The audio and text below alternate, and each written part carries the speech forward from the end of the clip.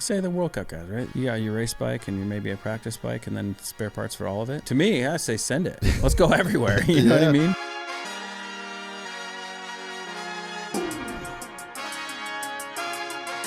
Or like when you went there the first time, what did you think it was going to turn into? So the first year I went, I was 14. And obviously it was Where way... the were your parents? My dad wrote an email like, hey, why not give Kyle a chance? It was right at the time where, as a kid, right, I was like, I'm 11, I'm like going fast, I'm like hitting airtime. My fork fell off and I didn't realize it fell off until I looked over at my bike and it was gone. And I was like, my dad comes over and he's like, you okay? And I was like, oh, okay. And I was like, dude, I'm too old to cry, aren't I? And he's like, you could cry. And I was like, I can't.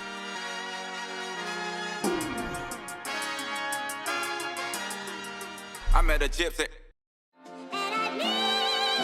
Now, if you've been following the podcast recently, you would know that we're on a massive health kick as we get ready to take on World Vets at Glen Helen in November of 2023. Athletic Greens is not only an all-in-one formula that helps me just cover all my nutritional bases, it's also the first healthy habit that I have that starts every single day.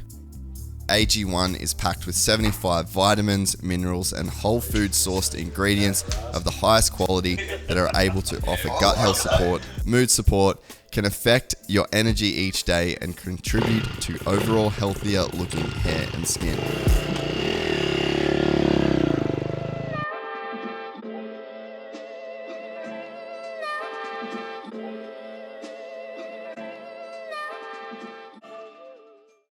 Does it have... No, it's okay. Oh, there's water there. See if you want to pour it in or whatever. It's iced tea. Oh. I'm an iced tea drinker. Big iced tea. I never got into the iced tea. You haven't really got in it? No. But I haven't really given it a chance either. I've never been a coffee guy. Yeah, see, so that's crazy to me. As I sit here and I'm about to hook in to this coffee. So that's a little bit cooked, that thing. No, that's just, as long as it's good for you. And yeah, you just move it up, but it's just the table's a bit shit. And then headphones or no headphones, up to you. Yeah, I'll run headphones. Why not? But you sound good. You look good. Thanks. Kyle Strait is joining us on Gypsy Tales, and we're on just like that. Oh, okay. Yeah, all right. Sick. We're doing it. That quick. Like I was saying, I'm a big fan growing up. I remember the early days of the child prodigy of Kyle Strait in my mountain bike days, and pretty sick to have you on the podcast. We just had an epic lunch with your family, and you know a new spot. Yeah, dude, it's don't be telling everybody though. I was thinking about that. I was like, do we shout it out on the podcast, or do you just keep it quiet? Just keep it quiet. I know that was like local. That was old school local boy food right there. Yeah, it was good. As we were talking, I spent like over a decade here, just riding dirt jumps with a lot of my close friends, and got over, not having space and the trails getting plowed basically every year or whatever, trying to take over sheep hills, things like that, and it just not working out. So moved out east County, San Diego, and that's where we have the property, Straight Acres, and we're doing great out there. Man, it was a time though, like that whole sheep hills, like that was a generation of mountain bikers that were kind of like raised in that area, but then it had a bit of a ripple effect all over the world. For sure. It's had so many generations of BMXers, mountain bikers, like BMX race guys, like all of that, and a lot of different, generations of just like riders and styles and everything, and like it's pretty awesome to be able to see it, and it's still around today. What was your first memory of going there? Actually, it was my 12th birthday. No way. Yeah, my 12th birthday. I grew up like in about an hour inland from here. And where did you grow up? In Redlands. Yeah, it's okay, right below Big Bear. Yep. So I grew up going to the mountain bike races and things like that. But I think it was my 12th birthday. My dad was like, he goes, "Oh, okay, what do you want to do for your birthday?" And I was like, "Oh, I want to go to Sheep Hills." He's like, "All right, I'll figure it out." And I think we drove into Newport, and we were like, went to a bike shop and asked around. Because there was obviously no social media or anything like that. And we ended up finding it, rode down there, like, hey, park in this zone, ride down there. And then I remember riding like some of the back jumps, and then started getting like a little more comfortable, hitting more and more jumps. But yeah, I definitely remember the first day I went there. Dude, so cool. Like, I think every kid that mountain bikes or BMX, because I think we're the same age pretty much, and our generation, like, we didn't really have video games that much. We didn't have social media. For when we were 12, like, the internet really wasn't a thing. And dude, so many of my life experiences were shaped around being at the dirt bike jumps, making dirt bike jumps, being at the jumps. And then, like, even today we're talking about like the homeless situation. It's like, dude, I remember the junkie sort of dudes, and like we had a lot of like indigenous Australian dudes that'd be fucking hanging out. You'd be like, you'd learn a bit of the ways of the world as a teenager at dirt jumps, you know? Yeah, like I feel like a lot of our generation is we learned off of magazines and VHS, right? Where you're like waited until that magazine came out to even see the results of the down at the Nova race or whatever that may be. Like you had to wait till the VHS came out. Oh man, and there was something about it. Like, I mean, that's how I would know about you. Like I would know about you from mountain bike magazines and DVDs and VHSs, and just like growing up in Cairns and shredding mountain bikes, and like that was the inspiration, you know? Yeah, it's pretty wild. I mean, like thinking as a kid, right? You're like, for me, I mean, you're talking about like child prodigy, right? Like I'm like, a lot of people have said it like for a long period of time, right? And I'm like, well, I was just a kid that was just wanted to ride. And when say like when one of the VHSs came out, I was like, oh, I think I can do that now. I'm going to do that now. Yeah. And I feel like just me wanting to strive for like riding as much as possible, it kind of just went along with it, right? And being in the right places at the right time, whether that was the Seattle Jump Comp, like when I was 13 or something like that, or Rampage itself the first year, like I was like, oh, okay, I'll do that. And I just kind of molded around like, oh, okay, I can dirt jump, so then I'm gonna like, oh, I can try this drop, or I loved racing, and that's what I grew up with. So I just kind of would go, oh, I can do this and this and this, and like I was pretty open to just riding whatever. Yeah, you were Zink. The podcast isn't out yet, but me and Zink talked about it, and I never really thought about it. But you were this like phenom racer kid, essentially, and right at the same time, there's almost like a Travis Pastrana parallel to where it's like Travis was the serious racer. I mean, he's like, way sicker, but I mean, thanks. He is pretty dope. But you think about the parallels in terms of the career of child prodigy and then does racing, but at the same time that he's doing his thing, there's also this like parallel freestyle motocross deal that he's like super drawn to. And in a way, I mean, that's what you kind of were in mountain biking, in a sense. Is like you were the mountain bike kid that was like the dope ass racer that also did all the jumps and all the drops, and there was like that time was the same time that you were coming up, and it's like we saw it happen with other people where they just fragmented off and they're like, I think I want to try this new thing. I think a lot of it has to do with like the ADD and like me not being able to do specific things for a certain amount of time, right? So I'm like, oh, okay, what's this over here? What's over here? What's over there? You know, and just having a lot of energy as a kid, and I guess like for my head, I would watch like a VHS of like Palmer and Chainsmoker, like Shaun Palmer, right? Yeah. And I literally took every word he said. Like he did that like little interview or whatever. He's like, yeah, you can do anything you put your mind to. And he's got no shirt on, a full face on, and he's just hanging out on a couch. And I was like, I can do anything I put my mind to. And I was like, from then on, I was like, that's it. That's okay, crazy. I can do anything. And so I think that, you know, looking at that mentality and thinking like, oh, that's real life. I can do anything I want. I think that paralleled with mountain bike in its infancy, kind of like not as just mountain bikes, but as racing. It was starting to branch off. And looking after action sports as well, right? Yeah. You know, there was all sorts of different events like the Red Bull Freeride. It was a slopestyle event, but on snow. Yeah. And I was like, oh, okay, I'll try that. And then there was like other free rides in Europe, and then there was Rampage started and dirt jump comps, and like, so it was starting to fracture off a bunch right then. And I think I just was interested and wanted to do all of it at the same time. So I think that, you know, I mean, growing up racing, it was just, that's what there was, right? Yeah. And I still definitely love it to this day, for sure. It's crazy to be a kid that hears that message and fully absorbs it from a guy like Palmer. Like, I don't think that, like, I guess I would look at that differently because I've watched all the same shit and it didn't hit in that way. Like, I always looked at people just better and I'm like, dang it, like, I'm just not that guy. But to be a kid in that position and then hear Shaun Palmer say it and then fully believe it, like, that's actually really cool. I've never really thought about that. I mean, I think I grew up, my dad was always really confident in anything. I mean, he's just a construction worker, but he was always confident, like, oh, I'm going to do it this way, and this is why I'm doing it this way. And he had like a lot of confidence in it. And I think that's helped me. You know, I don't have nowhere near like the confidence Zink has. Like, he's on like his own level of like confidence and focus. But I feel like I had good examples to be able to look at that. And I remember even asked my dad, like, looking at him, hey, is that true? Like, I can do anything I want if I put my mind to it? And he's like, yes. And I was like, so sick. Okay. And so I just took it from then on. Yeah, dude. And it's crazy. Like, I said the same thing to Brian Deegan.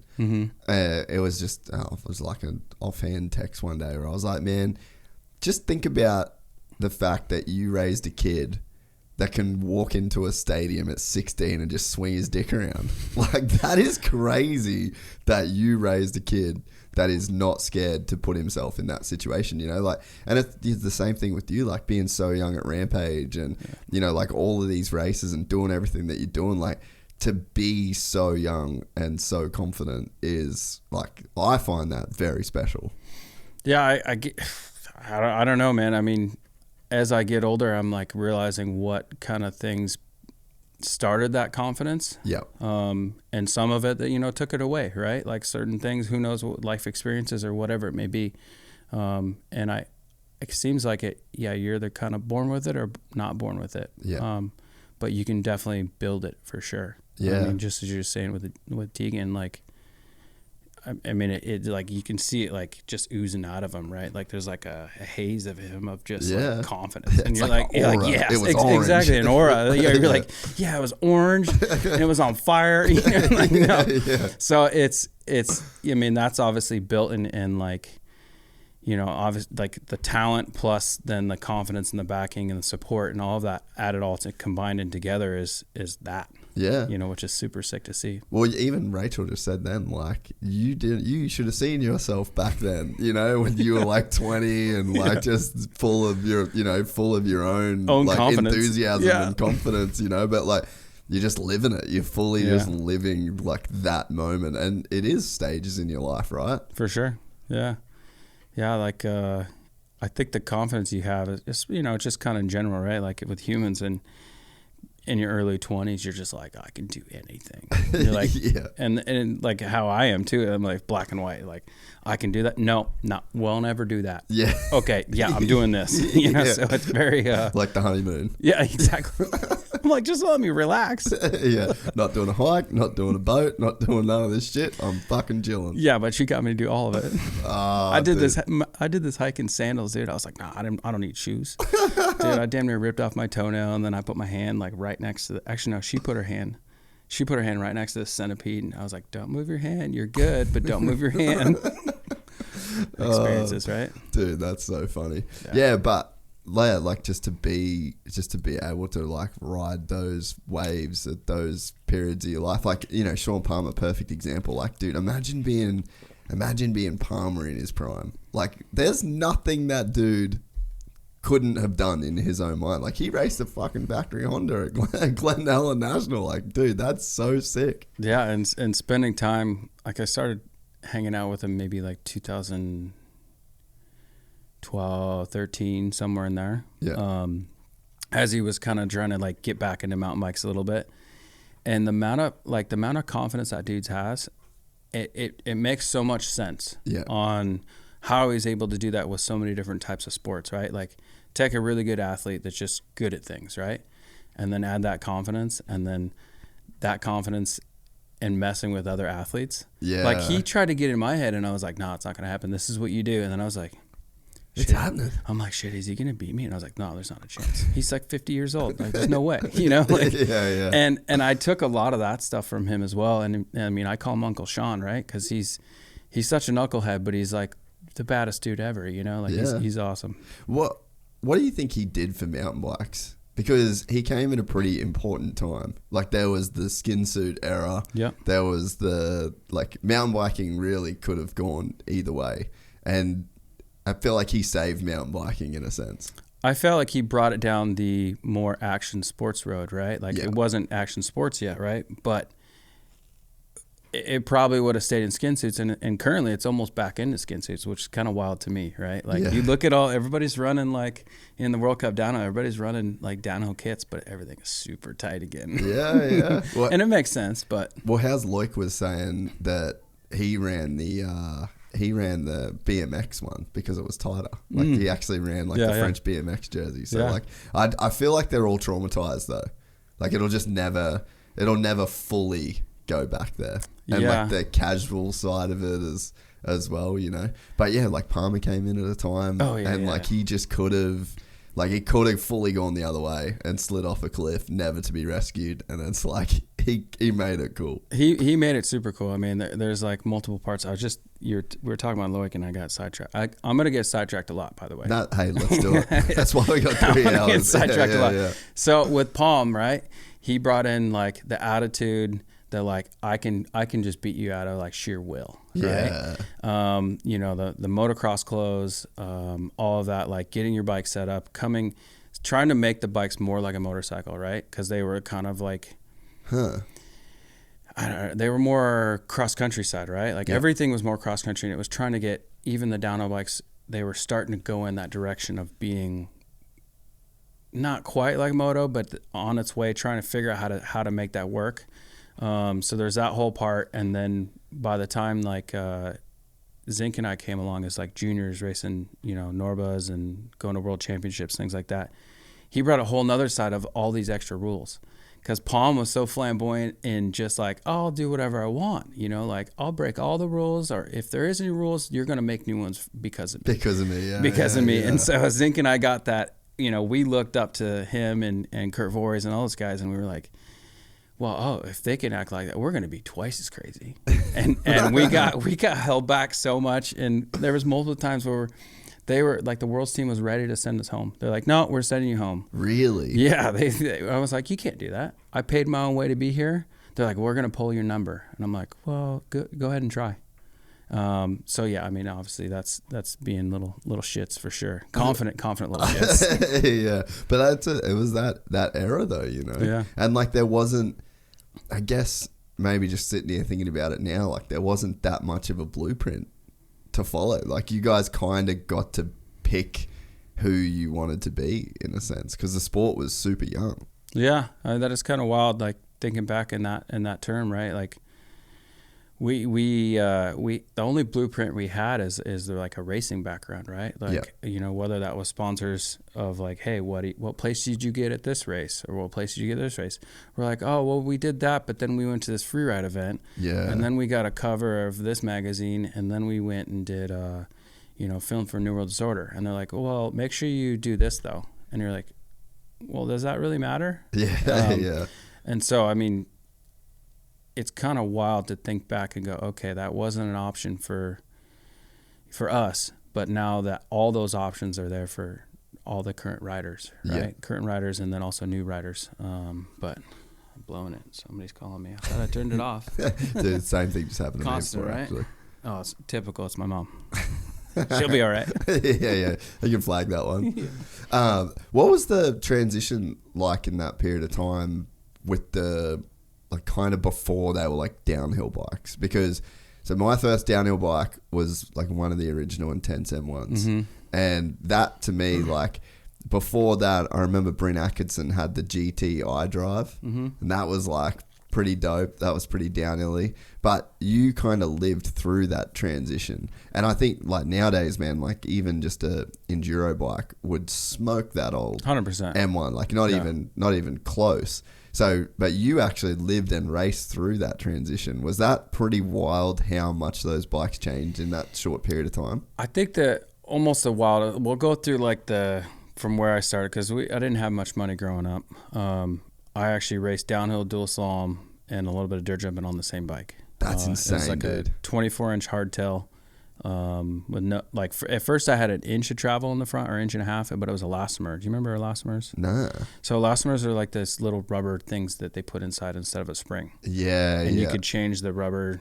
Yeah. Like, they were like different durometers or something like that.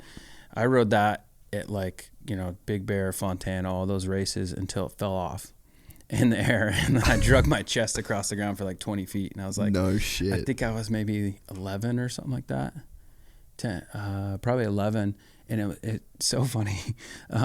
It was right at the time where, as a kid, right, I was like, I'm 11. I'm like going fast. I'm like hitting airtime. Yeah. And my fork fell off, and I didn't realize it fell off until I looked over at my bike, and it was gone. And I was like, my dad comes over and he's like, "You okay?" And I was like, "Oh, okay." And I was like, Dude, I'm too old to cry, aren't I?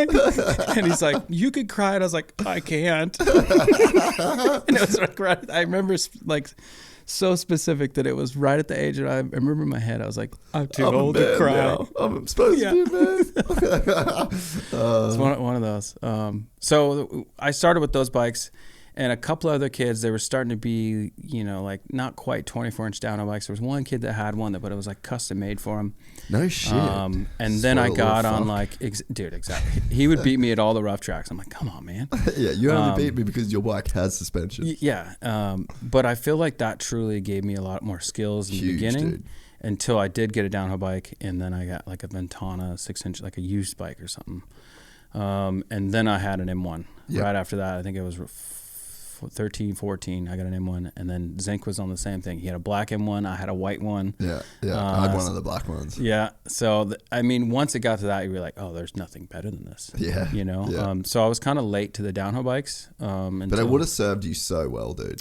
I think it did. I think it's kind of crazy too. A lot of people watch my riding and say like, how are you so smooth? And I think that's because of I had to be smooth on a hardtail. For sure. And be conscious of line choice and so on instead of smash through things. So even to this day, I'm like really kind of smooth for my size, I would say. Yeah. Dude, 100%. Did you ever go to Cairns and ride?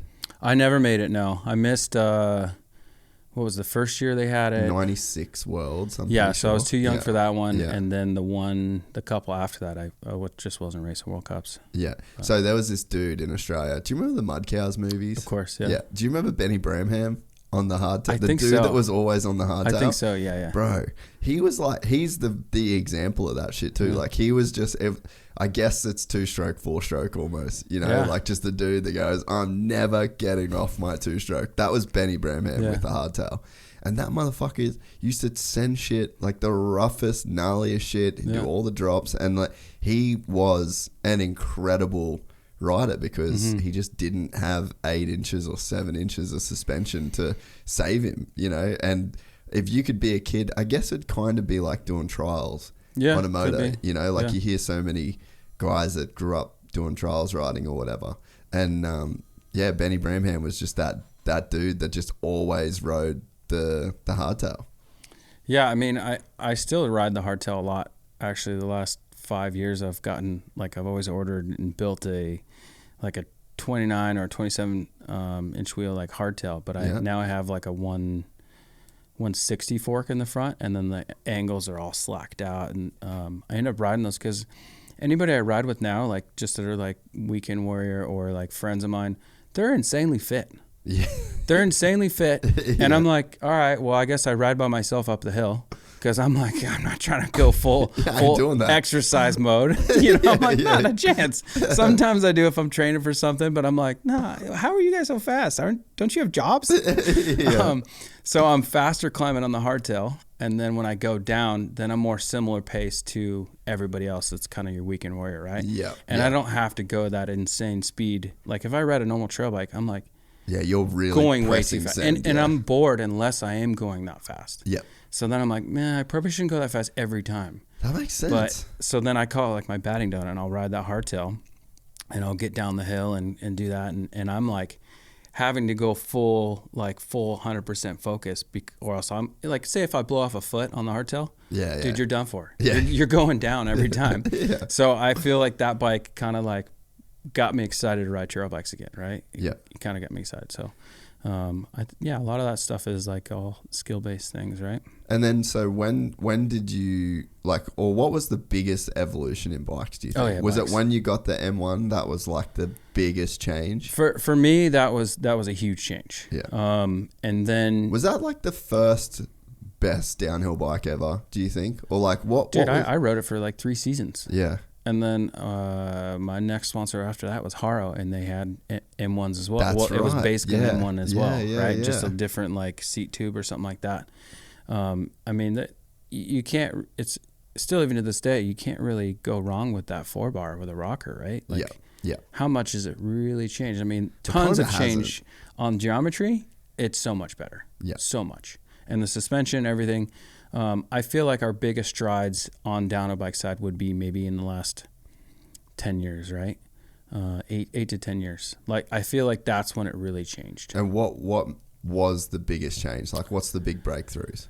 I mean, your easy one is wheel size, right? Yeah. So your wheel size, and then it kind of got goofy for a second just on geometry because they were still trying to figure it out. The wheels they didn't last. You didn't have enough tires. And then all those things, like with wheels and tires, that all caught up.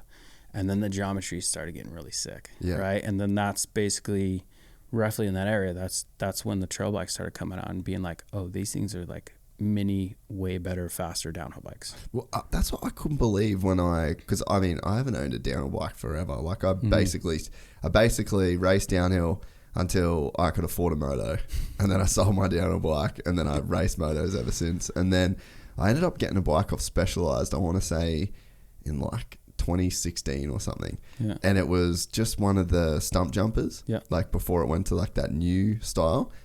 I went riding and I was like, what the fuck? Like, this is ridiculous. It's pretty insane. And they roll so much faster too. Yeah. You're like, oh, I'm going really fast. I need big brakes now. Yeah. Yeah. And it was like just a seismic, it felt like a seismic shift, you know? Mm-hmm. Yeah. I would say, like that 8 to 10 years ago, because they were dabbling, 10 years ago with like 29er wheels, and then all of a sudden 27.5 came out, and it was like, oh, okay, that's like a middle ground. And then the bikes kind of they were too short because a lot of the engineers thought that the wheelbase was going to get too long. So then they shortened the cockpit, and you're like, no, it's same thing's fine. Yeah. We'll shorten the rear end now or whatever. And it was totally fine to have a longer wheelbase. And look at the wheelbases now. I mean, they're probably like 1.5 feet longer than like our bikes, our M1 that we had back in the day. Which is so crazy to think about. And just the level. I mean, I don't know how much you follow the World Cups these days. Oh, yeah. But, dude, I follow it. The level is insane. Yeah. Like, I honestly, I really want to go. I said I want to go to one this year. I didn't make it. But Which one do you want to go to? Which one would you want to go to first? Dude, I don't know. Like, I've been to Andorra. You have been to that one, okay. Oh no, like I've been to in the country and the town. Yeah, so I've like visited the place. I would go to that one. I was gonna say so we went to because Jack Miller lives there. Yeah. And so we were just chilling. We were driving from Le Mans to Barcelona basically, and then we stopped in Andorra. And I just saw those hills, and Jack's like, "Yeah, that's the start of the downhill track." And I went, "Fuck you, that's the start of the downhill track," because it was psycho. Yeah, like, I just couldn't believe just the steepness of the hill. And man, these days the speeds they're carrying too. Okay, so I raced. A lot of people don't know, but I raced World Cups for over a decade, right? They had some like good results, whatever. But I took a lot of time off of it, right? Went more kind of like free ride, slope style, all that stuff. Came back. I went to Andorra 3 or 4, maybe 19 or 20. Yeah. Maybe it was 19. And coached our junior like U.S. kids on commensals and so on. And dude, I was like, okay, yeah, like I raced this track, I'm like still in my head. I'm like, yeah, I could come back if I felt like it. And I'm walking the track with the juniors, and I think I saw Loic and Finn come down at the top, and I was like, that's the speed they're going. And I remember one of my juniors goes, see how fast they're going now? And I was like, yeah, but you guys could do that. And I was like, oh no. It blew my mind, man. I was like, man, I think if I train, maybe I could, I don't know if I could qualify now. I'm like, dude. But in my head, as I was coming into it, I was like, oh yeah, it's fine. Yeah, I can do it. How much could it have changed exactly. in 10 years? And it's like, well, all of it. Everything changed. Yeah, they're not even the same people. Or like, the same speed. It's like in Talladega Nights. It's like, are those other drivers? yeah. Nah, dude, 100%. Like, I remember I did first time I met Loic, I think he'd just won his first world title, or he'd like won his last junior. It was like, he was good, but he wasn't as good as he is now, obviously. Yeah. And I remember we were filming in just the trails in Temecula, like the downhill track there, and I had just never seen anything like it. Just that gap of when I quit riding mountain bikes to seeing that, I was just like, what the actual fuck is going on right now? And I couldn't believe it. And it's not just one thing either, right? It's everything. What I mean? It's like a whole combination of like the fitness, the amount of time on the bike, the skills, like how connected they are. Like, dude, Loic is so connected with his bike in like his movements he does. I mean, obviously we had insane racers, right? Manar, Sam, Sam. You ever see that guy move? Like he goes so fast, but he's just constantly in one spot, right? Minimal movements, but like holding that traction. Now there's like 2 handfuls of riders that are like that. Yeah. And it's pretty wild, and it's awesome to see. Yeah. You wouldn't think that sport had that much room to evolve. Like that's kind of a crazy thing, but I guess it's the same with everything, like you look at moto now. But you wonder, like you're obviously a moto fan, and it's you wonder, like, is Jet and Chase and Eli going that much quicker than Bubba and Ricky? Dude, I think about it all the time. It's hard to know. I want to know so bad, but what do you think? I don't know. I don't know. Like, there's no way possible to be able to get an accurate, like, okay, let's take Stewart from whatever year, or even Ricky. Yeah. Let's go 8. And like 05 or something for Ricky or something. Would it be 05? I don't know. I'm bad with dates. Yeah. And then let's stack them up this year. Yeah. Or beginning of this year. You know what I mean? Like, there's no way. Who knows? I don't know enough about moto to actually like visually see the differences. Like I can see like how they're riding and so on, but I don't know. It's sick to see, and especially from my side as like being such a fan. I'm like, oh no, he's got it for sure. Yeah. But you can have that conversation in moto. Yeah. Where you'd be like, dude, I don't know. Like, Ricky was a bad motherfucker. James was maybe the baddest. And then it's like, but Eli, Sexton, Jet, like, dude, gnarly. But in downhill, no. Like, it's so clear that year on year on year on year. It's wild how Manar can keep doing it, though. Like, evolving with not only the faster riders and the new riders coming up, but then the evolution of the bikes and what they're changing in the courses. I mean, a lot of the tracks are pretty similar. A lot of them are faster than they used to be because there's a lot of bike park added into those tracks. Yeah. So like the rest of the year it has a bike park or whatever. But before, a lot of those locations were just, like, hey, we're going to have a race here, the World Cup. And then they would have the trail that they used every year, or fresh track. But it's insane to see how like Menard just keeps going, and there's a couple other riders like that. But in terms of just like the straight up, like if you took like a Sam Hill in 2010 or like peak Sam Hill, and then put him against like a Jackson Goldstone, it's just it's like, dude, you're probably getting smoked. Probably.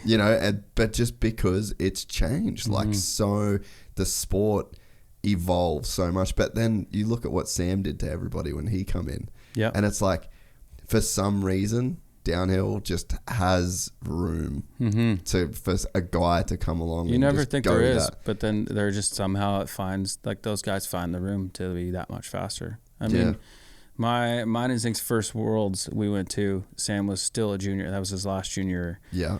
And I want to say he won, I don't know, he beat G or something like that by like 10 or 12 seconds. Yeah, that was huge, that one. Yeah. And so Zink, that was our first one, dude. We had such good stories from that one, getting in fights in the city. And, really? Oh, yeah. What happened? Okay, we're bad examples. Don't do this. Don't do this. Yeah, but he. I think his time, he crashed. Sam crashed, and I think he was only like a couple seconds off of Menar's time. in the pro class. That's right, actually. It was insane. Yeah. Dude, I got 4th that year. Yeah. So some of the funny things, so we're there for, world champs or whatever, and we're first year juniors, and we're like, okay, this is, and they have the U.S. team and so on. And we find out that you have to stay with your team, Team USA, whatever, you stay accommodations, and they have mechanics and blah, blah, blah. And Cam and I were used to like having our own pits and so on, and we do our own thing, right? Yeah. And we find out that there was a water jump competition in the lake nearby. So it was like a judged event for cash. And we're like, oh, we'll go. We'll win some cash right now. Yeah. And so we talked to the USA officials or whatever, the people who are taking care of us. And because granted, we're 16 and 17. So minors. So we're minors, right? And we're like, hey, we're going to go down here and we're going to win some money in this lake jump competition. And they're like, no, that's not what you do. You're here to race downhill. And we're like, yeah, but we kind of do everything. And then he's like, no, absolutely not. So we ended up sneaking out that night, rode our bikes. It was all the way downhill. Tried to make it. We fully missed it. We didn't make it there in time. We were like bummed out. Ended up getting in a fight downtown with some like local kids. And I think I just remember like kind of like, oh yeah, we kicked their ass, like, all right, sick, and then going to the Burger King down in the town there, and we realized that they had beer on the tap, and we were like, yes, beer on tap. Yeah, they had beer on tap. So we grabbed beers on tap, and we were just so amped. And then we figured out how to get on a bus back up to the mountains, and we made it halfway until we got kicked off the bus because they didn't like our bikes in the bus, and then we walked the rest of the way. And then I guess after that, Zink's bike got stolen, and he rode some of the girl on the team USA. He rode her bike and helmet. His helmet was on the handlebars. And the race. In the race. No shit. He rode this chick Leanna's bike. Yeah. So like when we thought we were gonna be gnarlier than like Palm and like their party stories or their like just being rowdy, and we got throttled down so hard, but we still, like, I guess, tried to. You like going. Resisted it. Oh, 100%. You're like, no, we're doing it. We've just got. You had it in your head, like what being a pro mountain biker actually was. Yeah, we were like, oh, we just wreck shop. Yeah. And even the next year at Worlds, we were shooting. That would have been Leger. Yeah. Worlds. So like the year PD crashed. PD crashed. What year would that have been? 05 maybe. Okay, that sounds about right. I'm real bad at years. So it would have been our second junior year.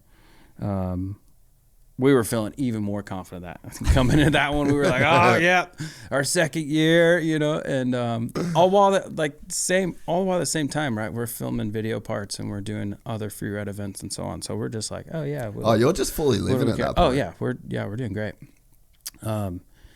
There's like a parade.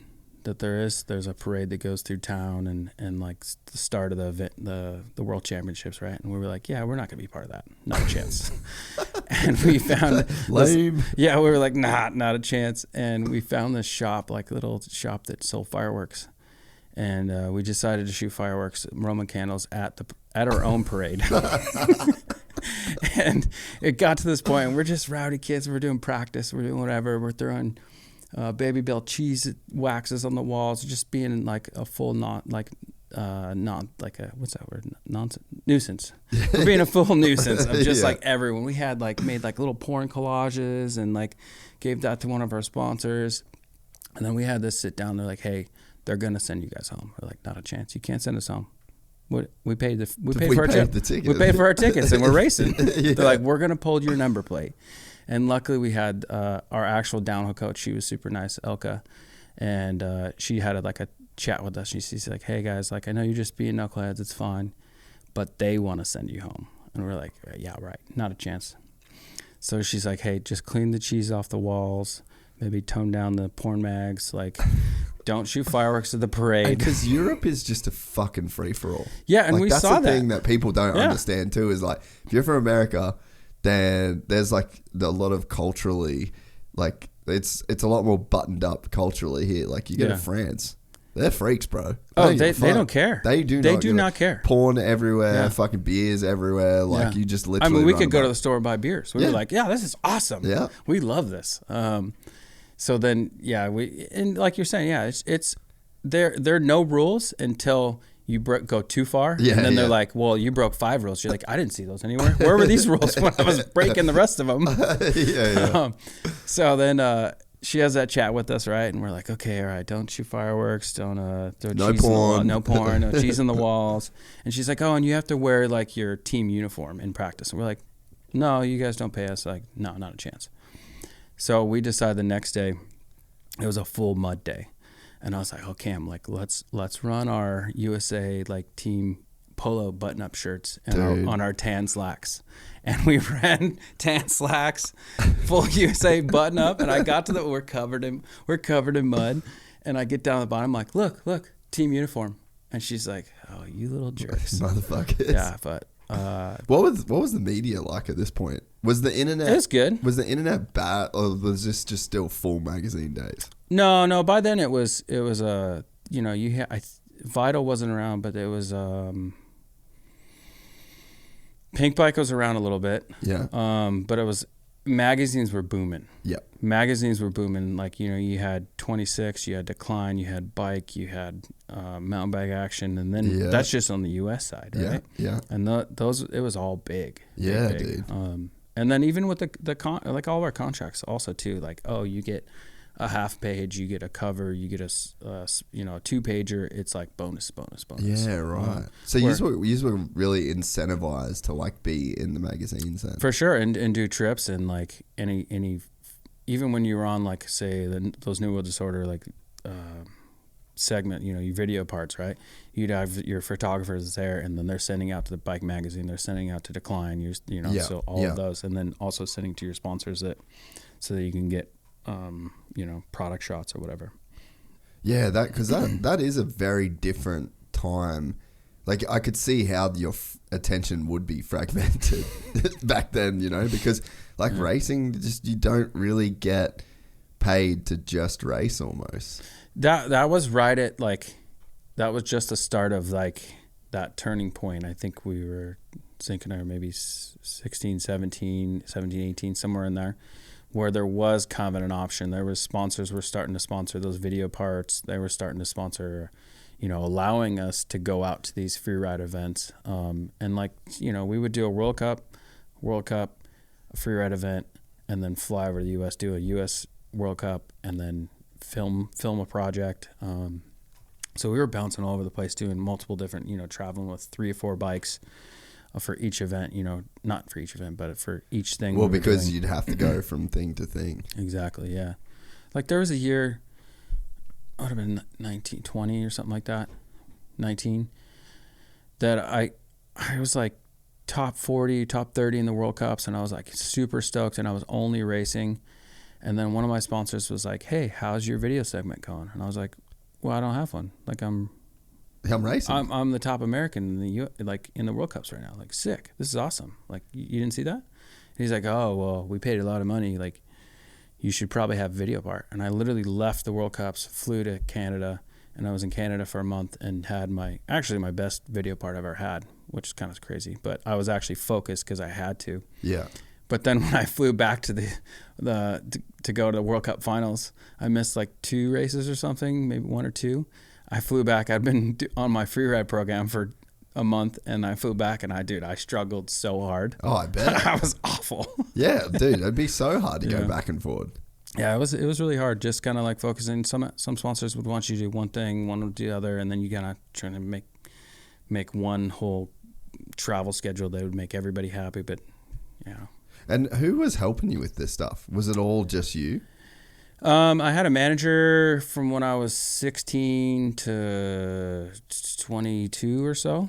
So he helped me with that. And then from then on, it was always just me and sponsors and so on until, I don't know, about 10 years ago when I met Rach. And then I was like, oh, yeah, you're good at schedules and booking everything. You're the best at it.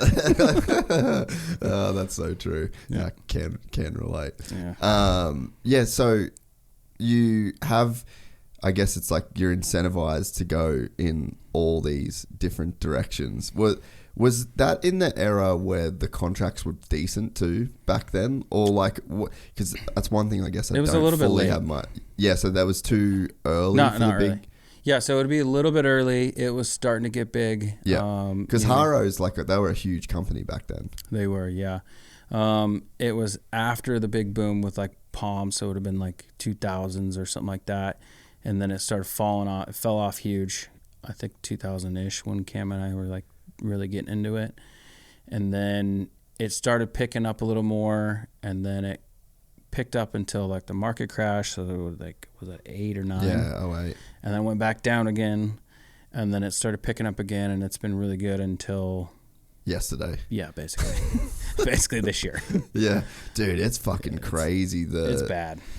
Yeah, I mean, we were talking about it a little bit at lunch, but it just seems like, I mean, you obviously would know a lot more about it than me, but it's just like the whole COVID boom, and they couldn't keep bikes on the shelves, and then it's like, let's buy a fuck ton of bikes for 2021. But late. Yeah. Let's buy them late. Yeah. But also because everyone's manufacturing in the same 3 or 4 factories. Yeah. There's just these huge wait times. So now all these companies like RockShox and SRAM and Fox and fucking name whoever. Yeah, just all of them. And it's like they're literally having to project 3 years in advance, 2 years in advance.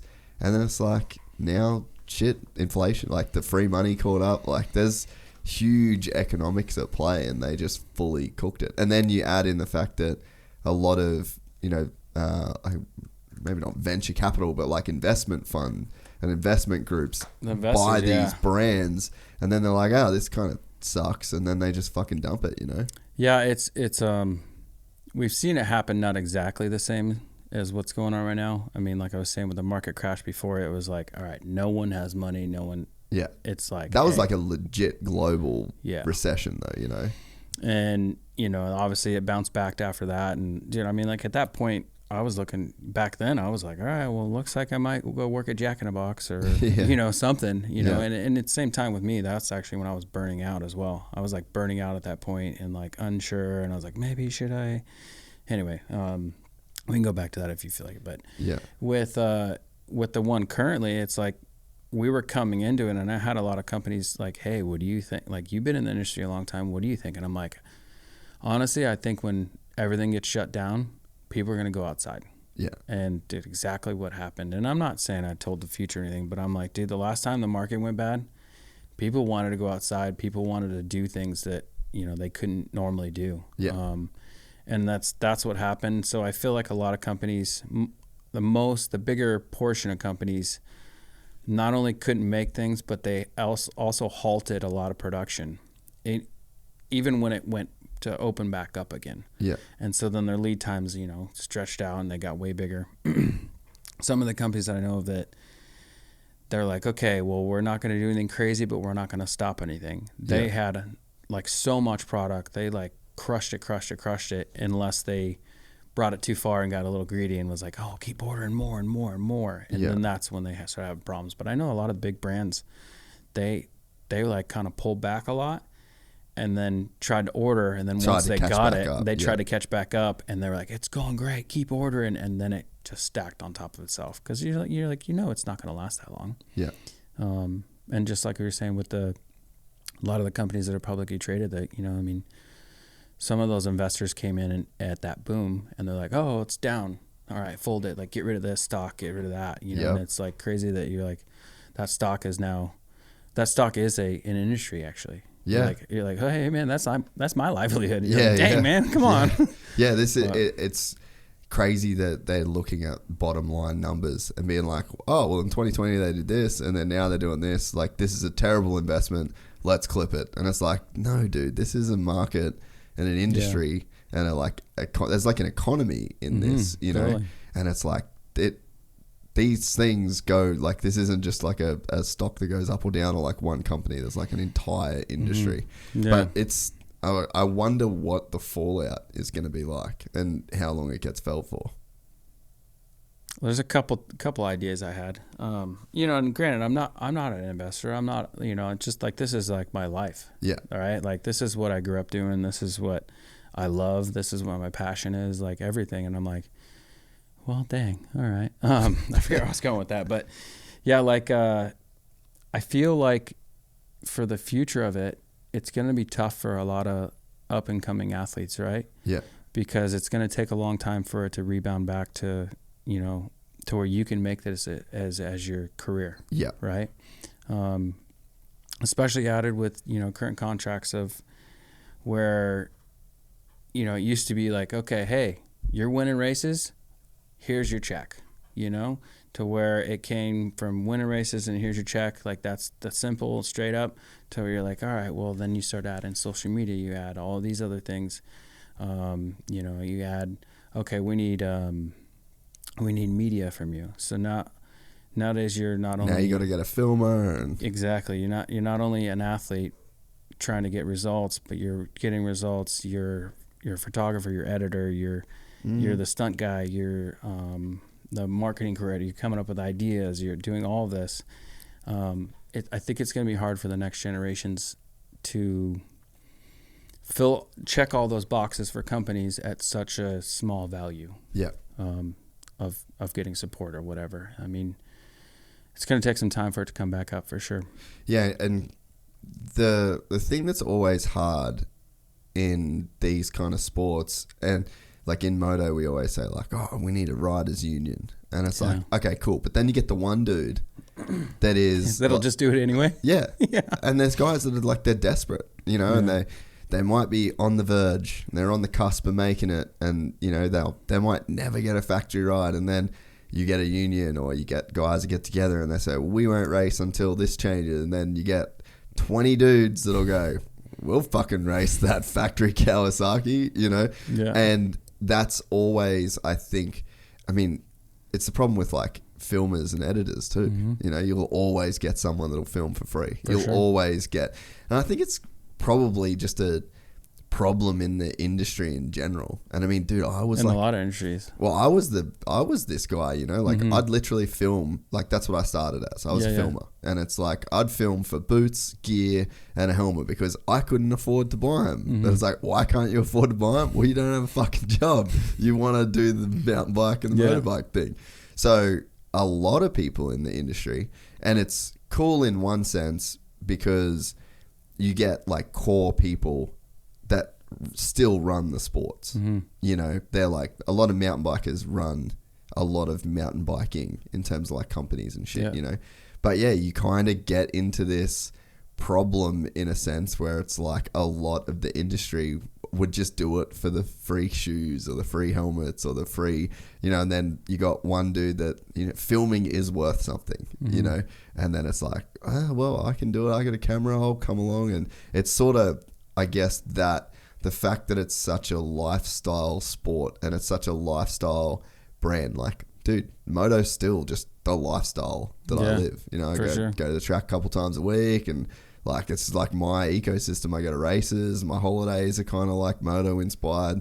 It's like one of the best parts of the industry and one of the downsides. And when it comes to the whole industry, like catching back up and people getting paid, it's like, there's going to be a lot of riders that just have to ride for free, and that's going to be the new normal. Whereas a couple of years ago, that was not the normal. Everyone was asking for money, or everyone got paid, and that was normal. So it's like, you kind of, it sucks when you enter this new normal type of territory, and because there's just always guys that are going to want to ride for free bikes. For sure, and I think a lot of the younger generation too, like, they're coming into it, whether it's moto or mountain bike or whatever. I feel like those kids have these new ideas too, right? Of like how to get around that or how to do it easier. Because if you told me, you know, hey, you know, we'll pay you X amount and we need you to do 5 video parts, I'd be like, all right, I need 250 grand. Yeah. You know, and like, that's what, because in my head, I'm like, okay, this is how you do it. This is what you do. And I'm like in that, I guess, you're in the new thought process of stage, like, of like, okay, we got to do this, this, and this. This is how much it's going to cost. Yeah. Instead of like, probably the new, who knows? Yeah, exactly. And I'm like, okay, if we want to do it right, we're going to do it this way, this way. And those newer generations are probably going to come up and be like, oh, no, I got my homie. He's got this camera that's the same thing, but it was $250 on Amazon. And we do everything on Snapchat, then we download the stories, and we mash them together. Because Snapchat does this. And I'm like, oh, all right. You know? Yeah. So I'm sure they'll figure out a lot of ways to do things like that and make it happen. But to be able to, I don't know, who knows if those big contracts will even come back or not or what. I mean, probably. Yeah. You know, it might just come back in a different way. What was the peak money making for downhill or like mountain biking in general, do you think? Hard to say. I don't know what like Gwyn or Loic or any of those guys are currently getting paid, like I can guess. But dude, I want to say it was still Palm. You know, I mean, maybe Aaron could maybe Aaron could say like, no, I think it's us now. Yeah. Like I don't know that might answer. Be me. Yeah. It might be me. I don't know the answer, but to me, I feel like it probably was still that Palmer era, right? Yeah. I mean, just looking at sponsors that sponsored the events, right? Yeah, like true, it was Chevy trucks, Norbas, right? Things like that. So also I'm looking for a Chevy truck. No, anyway. Yeah. No, so like I'm looking at that kind of like what was around the industry, and like almost every team had a car sponsor. That's true. Right? So there was like Subaru Specialized. It was like the Chevy trucks, Norbas. It was, I want to say, was it Trek and Ford, or no, it was something like that. Anyway, but almost every big mountain bike brand that had like a big presence had a car sponsor. Yeah. Right. So I just looking at the backing and how much it was on like commercials and TV. I mean, I feel like it's starting to get back into that. Yeah. It might peel off again. Who knows? Maybe when the industry's down, that's when they're like, outside industries are like, ooh, yeah, mountain biking's cool. Yeah. Let's do a commercial. Or, we actually just did one for BFG tires. Oh, sick. Yeah, like 2 days after Rampage, I was like, okay, I got to stay focused, and I got to do the commercial. Where was it? Oh, it was in Utah. So it was in Utah. Yeah, like down the street, like just on same type of riding. That's sick. They're a cool company. I really like those guys. They're good people. I don't ride for them or anything, but I did a couple of things back in the day with them, maybe 10 years ago, and one of the marketing people still works there, and I was like, yeah, sure, I'll do a shoot. I don't usually ride after Rampage because I don't know if I'll be able to. Yeah, normally I don't commit to this. Yeah, I don't, but I'll try. And they're like, okay, well, is there a backup rider you can send us to? And usually I take off all November. I call it No Ride November. Yeah. I'm like, plenty of nuts. Yeah, no dude, riding. No ride November, dude. Just because sometimes I don't know if I'm going to be able to ride. I mean, even last year, I was broken until March. Right. So not always broken, but it's nice to be able to take that time off, especially living in San Diego. Like we can ride year round. So like I need that time to be able to kind of decompress from the season and then start, do whatever house projects, ride moto, like work on old trucks, like trail building, things like that. And then I need that like drive to get back. And I'm like, I need to be able to I want to have that feeling of like, I want to ride. Yes. I need that drive, right? Yeah. And so when I take time off from it, I get back on it, and I'm super amped. Because by the time I get back into December, January, it's like full training season already. You know? So I'm like, and granted, I'm not World Cup downhill dude, right? Like those guys are same with moto. I mean, moto's insane. I can't even understand that. Yeah, it's zero off season. No zero. chill. None, unless you're a Supercross only, right? Yeah. But then what is that? Then you're testing or dude, what? Kenny's nailed it, eh? Seems like it. With the whole Supercross only and then the SMX deal and then the World Supercross, which granted the World Supercross was a bit shit this year. Like they obviously, I don't know how much you know about that. But I know a lot, not a lot, but I know of it for sure. And I didn't really see a whole lot. Yeah, they had the funding pulled and then they had to get like a new investment group. They had to cancel some events and shit. But I think they ran the UK, which is rad, and then they ran Abu Dhabi and then Oz, which is always great, like the round that they do there.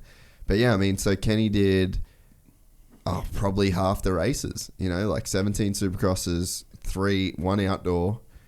Then he did Motocross of Nations, so that's 19, and then he did 3 SMX, 22, and 3...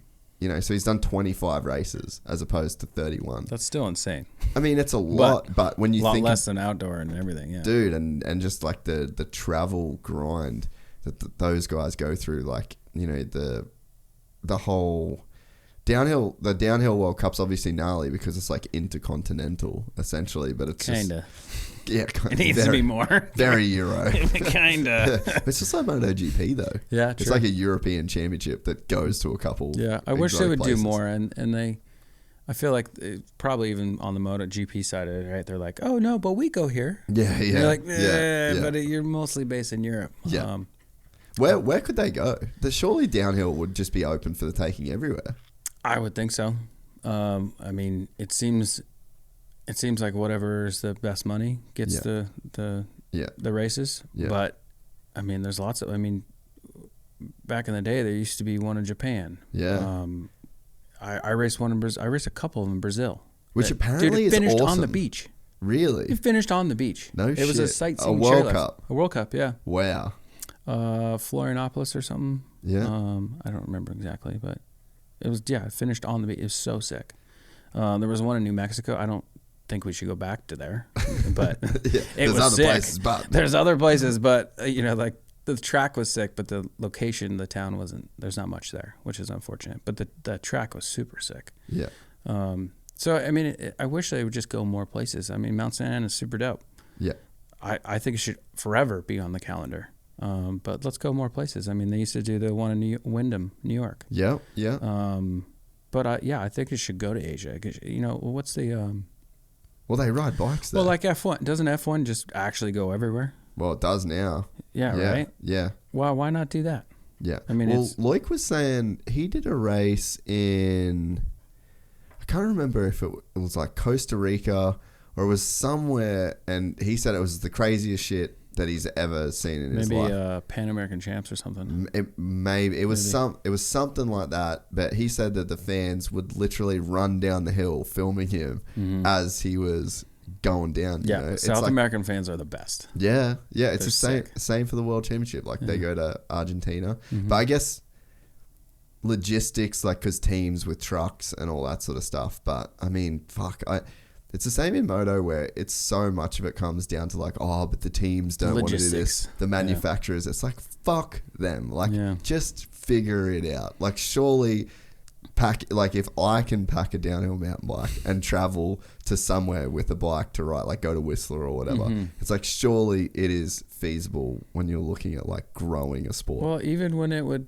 like it would go to Australia, right? Yeah. It went into Cairns and then went to Canberra and all that. Like, you just have tents that you rent or whatever, or maybe the organization sets up big tents. Yeah. Done. Yeah. Bring some banners. Yeah. You know what I mean? Like, bring your new fancy yellow tape. Great. I mean, it sucks and it's hard, but it's definitely easier than flying with like your moto stuff, right? Yeah. Actually, most moto guys fly with just suspension, and plastic. Yeah, like suspension, clamps, bars. But at the same time, it still doesn't weigh that much. Yeah, no, I mean, realistically, if I got to bring 3 bikes, I'm only racing down, like say the World Cup guys, right? You're racing, you got your race bike and you're maybe a practice bike, and then spare parts for all of it. I mean, to me, I say send it. Let's go everywhere. You know what I mean? Yeah, but I mean that's a way to grow a sport, and obviously they're trying to do that with like the Discovery deal. And what do you think of the different, I guess, coverage of the downhill this year?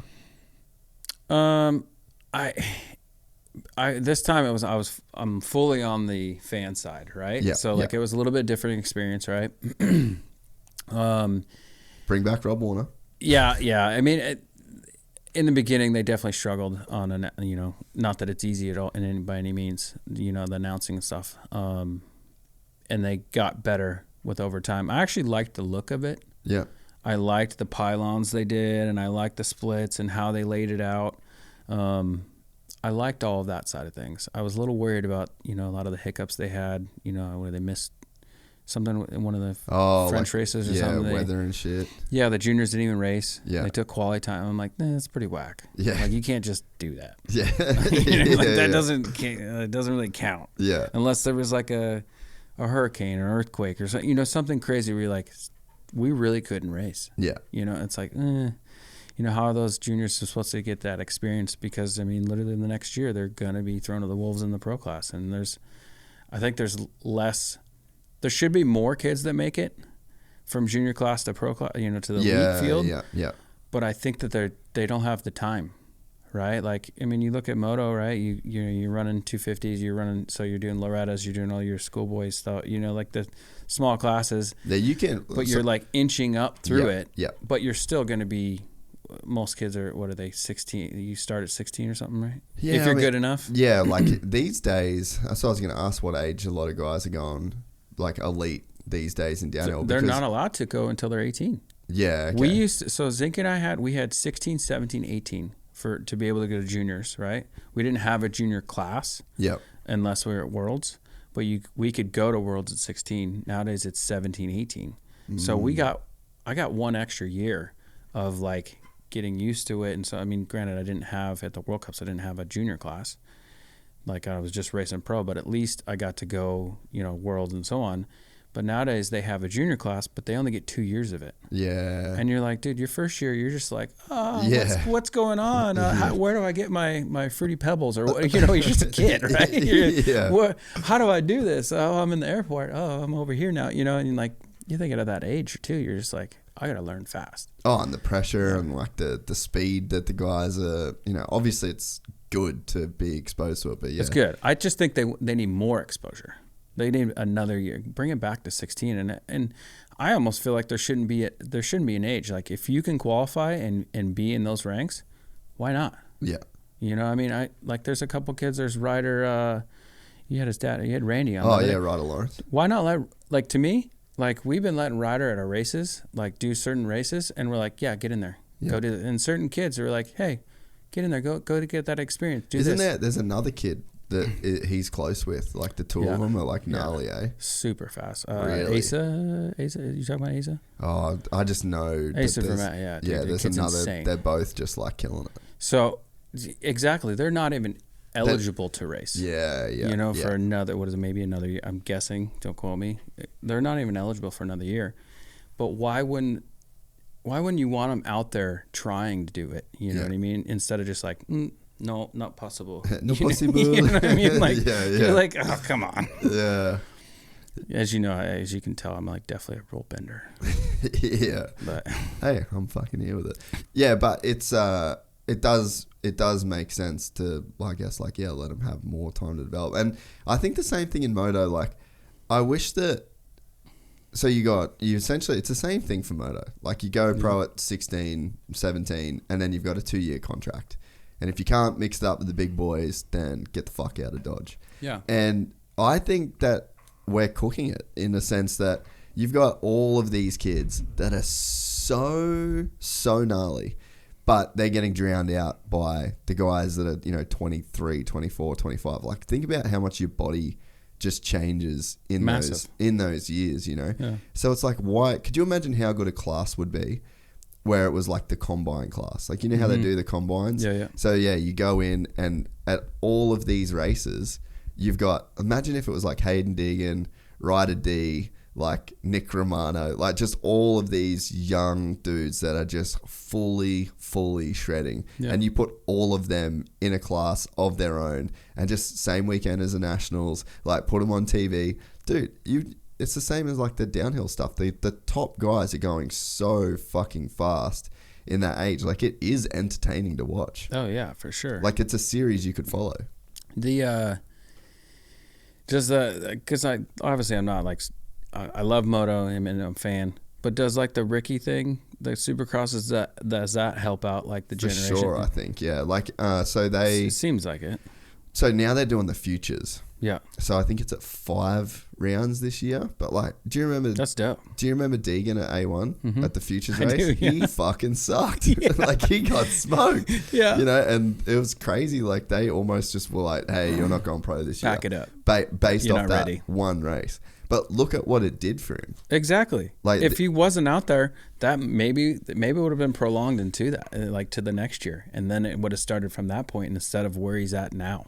Yeah, well, right? It gave him the biggest reality check. Yeah. To where he was like, "Oh shit, I really still have a lot of work to do." Yeah. And, you know, and even he admitted, like, for all the confidence that he has, he was on that start line at A1 shitting his pants, just like you said. Yeah. You know, like, you're 16 and you're trying to make sure you're getting your flights, and no one, like the World Cups, dude, no one's speaking the same language. You're changing languages almost every time that every you go 100 kilometers or something. You're like, oh, it's different here now. Yeah, got to pay tolls in like some weird ass money that's all colorful and funky. But you know, it is like a huge culture shock. But I just think the kids are so talented now that like I would, on my Saturday when the nationals are on, I would watch a class 100%. That had like Deegan, Ryder D, Dax Bennick, like all those kids, and put him out there on the gnarliest track and like, let's watch these kids fully send it. And it does actually, to your point, like it does actually bring them up, and it does like groom those kids for the professional career. Well, then they're ready. I mean, dude, even like Goldstone, dude. I remember looking at like racing Crankworks and Whistler and looking over and like, what is that? And he was on like a Strider, just like hopping around doing threes, and like little dude just like, and I was like, oh, those are going to make kids really good bike riders.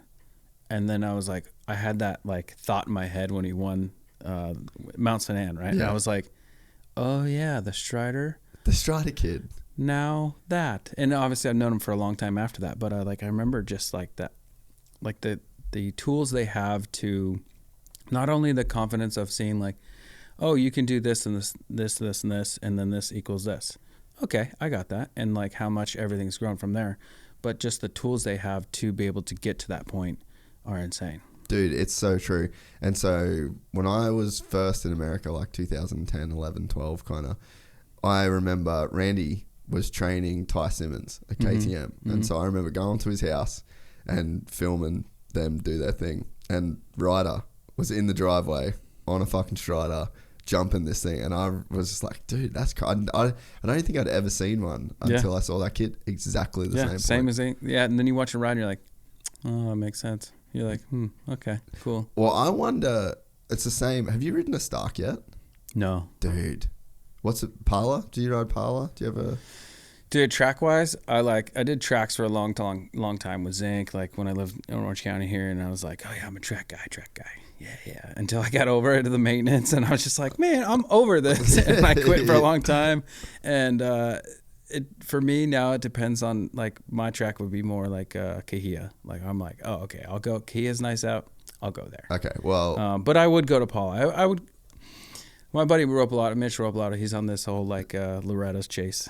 He's like getting it. He's like, oh, I'm after it. And I think he's gonna come down next week or something. He's like, hey, would you go if I came down Monday, Tuesday, Wednesday, Thursday? Could you do Paris?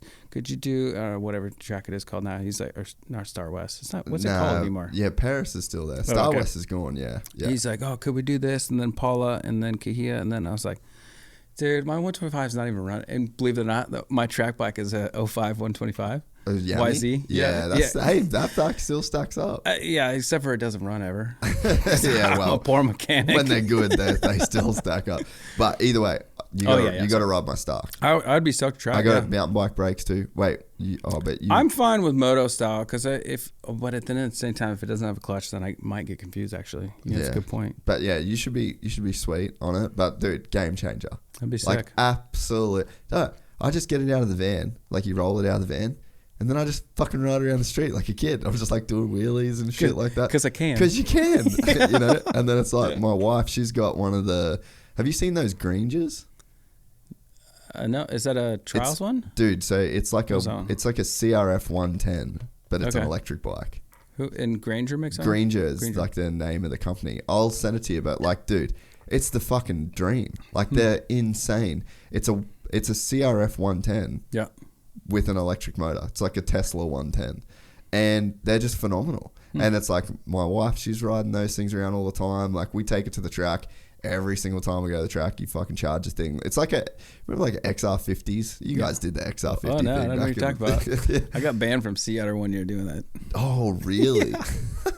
Because, I mean, you look at it like, so that area with Palm and Kurt and all that, in front of their pits, they had like 5 or 6 of them lined up, and they would just ride them everywhere. And I was like, yeah. That's me. I'm getting all of them. But it's that, you know, like you just, and you'd never fill the thing up with fuel. Like the fuel lasts for fucking 2 months on them if you just dirt jumping and shit. I'm kind of funny. And like Mitch and I have had this conversation about just like, you know, the Stark or just the electric motos, electric cars, whatever.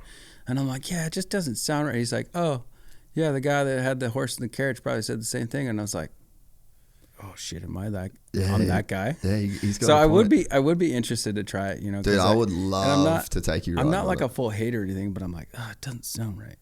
Yeah, you know? Well, it is weird. It definitely does sound weird. And like when you're riding it and you back off in the air, it's like you're like, what is like? Did I break it? Like, is it good?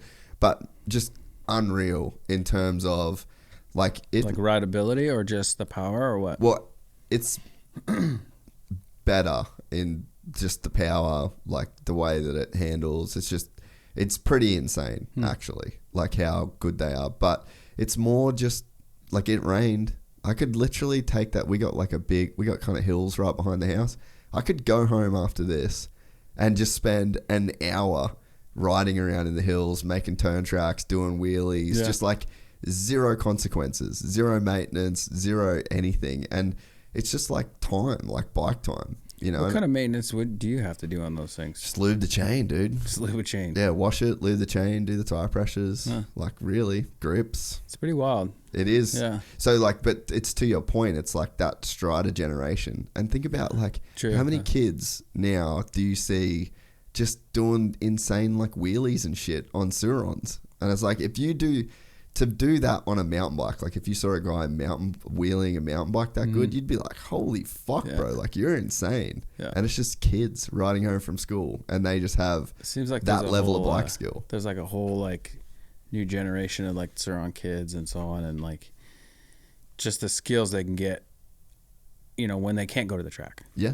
You know, kids throttle control. Never even go to the track. Yeah, true, huh? Like they're just not, you know, I'm interested to see what kids, and like you just mentioned with Jackson, I didn't know that about him. Like I didn't know that he's like the first Strider kid. In my head, that's the first Strider I've ever seen. Yeah. And I was like, oh, that makes sense. That's cool. How did we not think of that? Yeah. You know? Dude, yeah. And so I'm waiting for the time where it's like you get the kid that has had a Strider his whole life, then he had a Stasic, then he had a Suron, then he gets a Stark, and then he just races A1. It just skips everything and he was like, oh, I'm good, ready to go. Yeah, and it's almost like McGrath in a way, you know? It's like he just raced BMX and he had this crazy skill, and then he kind of did motocross and was shit at it. Yeah. And then they're like, hey, you should do this Supercross race. And it's like BMX. I'll try it out. But, I mean, that's kind of almost what we're looking at with like the whole Strider thing. What do you think...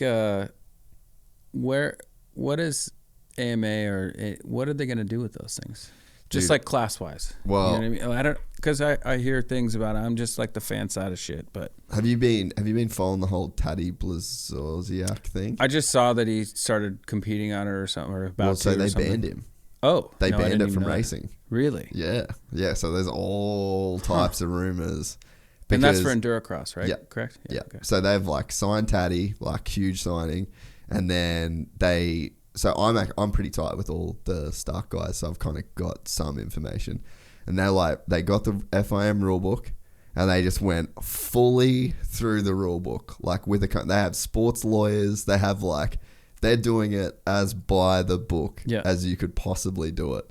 And then they like built the bike around it. They like built all of these, you know, fail safes for the FIM, and it was like, here's the inside of the bike, here's everything. Like we're doing it right. Yeah. And then what did they call them out for?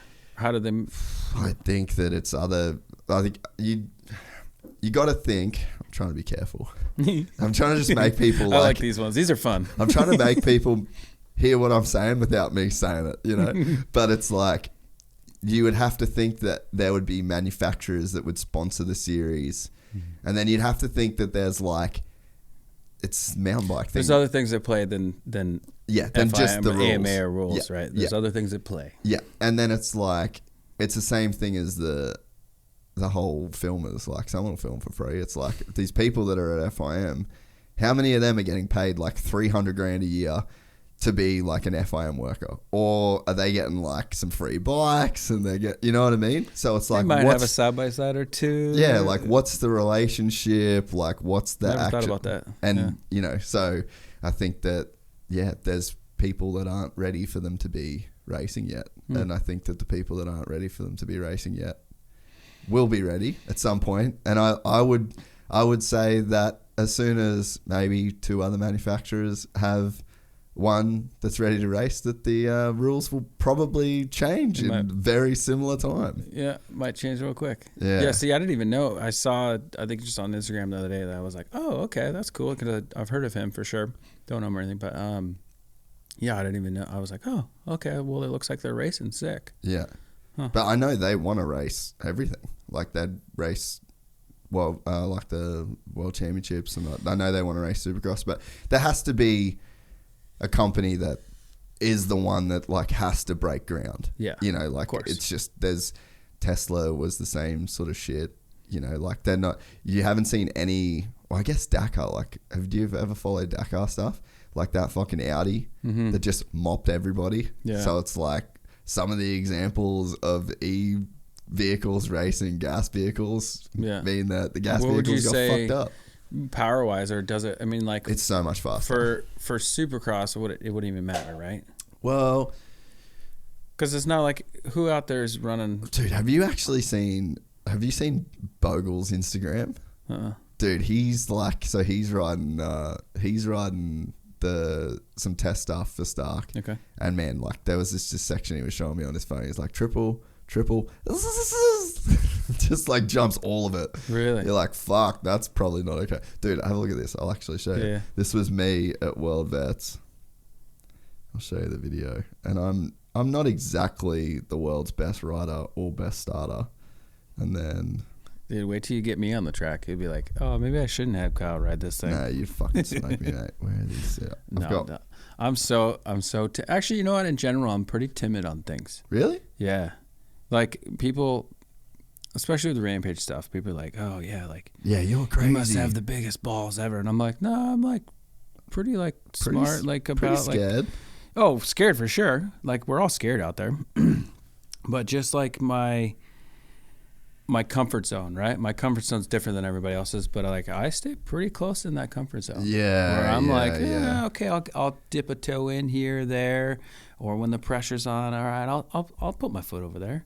It's hot, but it's not bad. Yeah. You know, like, but I'm not like the type that's just the full send. I'm not a full sender. Like never have been. You know, just my comfort level is different than most. You're like a comfort through reps kind of guy. For sure. This is how they go. But and keep in mind while watching this video that I fucking suck. Dude. It's crazy, eh? But I didn't get a start like that again for the rest of What's the weight feel like? Just the balance and then it's because it's pretty similar, right? A bit closer. Sorry. It's definitely a little bit heavier. Like balance wise, I'm saying. Yeah, I mean, it feels better than a normal bike when you're riding it. But definitely I noticed it like Glen Helen and where there's like the bigger hills and bigger kind of G outs, that it's like the actual weight transfer. Like that's probably the thing that you would feel the most. But then it's kind of like deceiving though, because there's no sound. You're kind of hearing all this different shit, and it's like in my head some of the time, like some of the feedback I've given to the team over there, I'm like, man, it's just like heavy slaps like when you land, because you can actually hear. But then it's like, is it just that I can hear this fucking thing, you know, just like smash into the ground? And I'm not like when you land, so it's like it's actually kind of hard to know. But as far as the weight, like it doesn't have the inertia, you know, like it just doesn't, like, because when you're on a dirt bike, like a 450 especially, you've got a crank that's moving, you've got like that whole bottom end, then you got the piston that's like going up and down, the valves are spinning, and it's like picking up a hard drive, you know, when you like pick up a hard drive while it's running, and you got the gyroscopic effect. Well, so think about that, but just you're trying to slow down, but the motor's still revving, plus like wheels and everything. Everything is moving in between your legs and so on, right? So like you just don't have that, and I think that's like the biggest deal. So it's like that makes sense. The weight wise, it's a few, I mean, it's probably like that's minimal, right? 7 pounds or 8 pounds. I'm not sure. It's definitely heavier, but you just don't have that massive gyro. It's like picking up. It'd be like picking up a an SSD hard drive that doesn't spin, and then you're like, it's heavier than this. But as soon as it starts spinning, like you just feel there's more weight. It's probably like the best way to explain it. That makes sense. Yeah, we used to do even on my hardtail, like dirt jump hardtail, we used to do like heavier tubes and tires and so on for that gyroscopic, right? Because we don't have a motor or anything to like. So I noticed like it was easier until I got to like say a 29er downhill bike, 29 front and rear, that those things they want to stand up, right? So like when you're whipping it, you can throw it harder, and if you trust it, it'll stand up. But then I was unsure what to do with that. It took me a long time to like figure it out. I feel like I never actually got it back. Yeah. You know, like when I started changing wheel size and everything, like I couldn't figure it out. I was like, I don't know what to do with this thing. Yeah, that makes a lot of sense, eh? But even just on like such a smaller side, right? Like so much less weight, we would try and add weight to do things, but then change the wheel size and then add it. You got way more gyroscopic effect. But then, you know what you're saying with the moto, from a traditional moto to that, like you're taking all of that away, but then you still have the weight and the balance of it. Yeah, that it's actually like a good point, like a good thing. And the power too, the craziest thing, you know, on like Mad Skills, where like the bike can be like this, and then you hit the throttle. Yeah. Literally, that's what they're like. Really? Because that's good for me. Yeah, yeah, you could never endo that bike. Like I've had it to where it was like the first time I started riding it here, I got kicked a little bit over the finish line jump at Glen Helen. So I just fucking went, oi, and just hit the throttle. And like the bike goes from like underneath you. Really? And like blows your legs backwards and because you've got no gear changes. So let's say you're in. Oh, yeah, that's true. It just hits the rev limiter. Because it hits the rev limiter and it only spins that fast. Yeah. And this thing, whatever gear you're in. No rev limiter. So you can be like fully nose down, hold that thing wider, like, and that's why you're going to see it be insane in freestyle. Crazy. Like J.O. Archer's going to start doing triple flips on the reg on them. Huh. It's just very, very different. Very different. I don't know. It still doesn't smell right. yeah. Dude, you know what's fucking crazy though? Like, I want to be better on a normal bike still. Yeah. Like, it's something that I'm like, fuck. Everyone at Glen Helen, like, I just did Day in the Dirt there. Yeah. And everyone's like, man, you were ripping out there on that thing. And I was like, fuck. No one says that when I'm on my real bike. I feel you there. You know, so it's like, I kind of want to be pouring race gas and fucking just sending it, you know. That's why I ride a 125, because they're like, people are like, oh, you're too big. And I'm like, yeah, but I'm not good enough to do anything else. Like, yeah. And it sounds like I'm ripping. Everywhere. Yeah, it doesn't matter how slow I'm going. It sounds like I'm ripping. And I'm like, that's good enough for me. You know, dude, that 125's rad though. And you've got a good one. Yeah, I mean, currently it's not that good. So what's wrong with it? It's just fucked motor. No, for whatever reason, I bought it used a couple years back, and dude, I don't know. I've had so many problems with the clutch on it. Really? Yeah, and the motor's been apart. It was apart last year, and then I was like, okay, the clutch is good. And then Carson Storch was riding it at Zink the other day, I don't know, recently, and the clutch just stopped. Like basically, so you know the cable comes in and then it pulls that pin across. Yeah. That pin or something is jacked in there. Something internally just messes up. Yeah, right. I'll get it fixed eventually. But yeah, that's an easy fix. Yeah.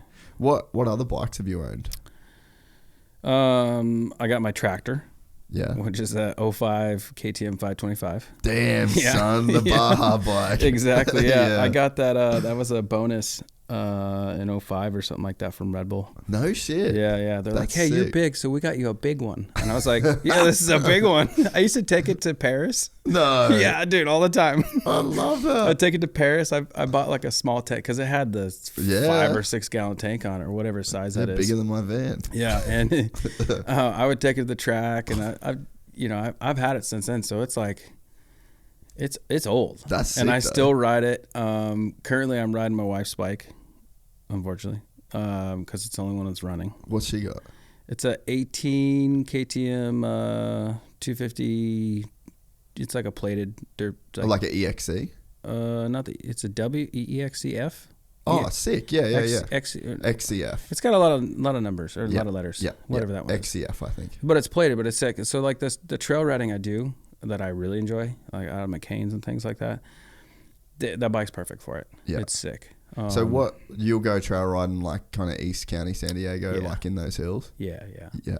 Yeah, that's like my favorite thing because it's like so much like mountain biking on these trails out there that I'm like, that's like my favorite. Can you ride from your place? Not really. No, not legally. If it was, the 90s or something, for sure.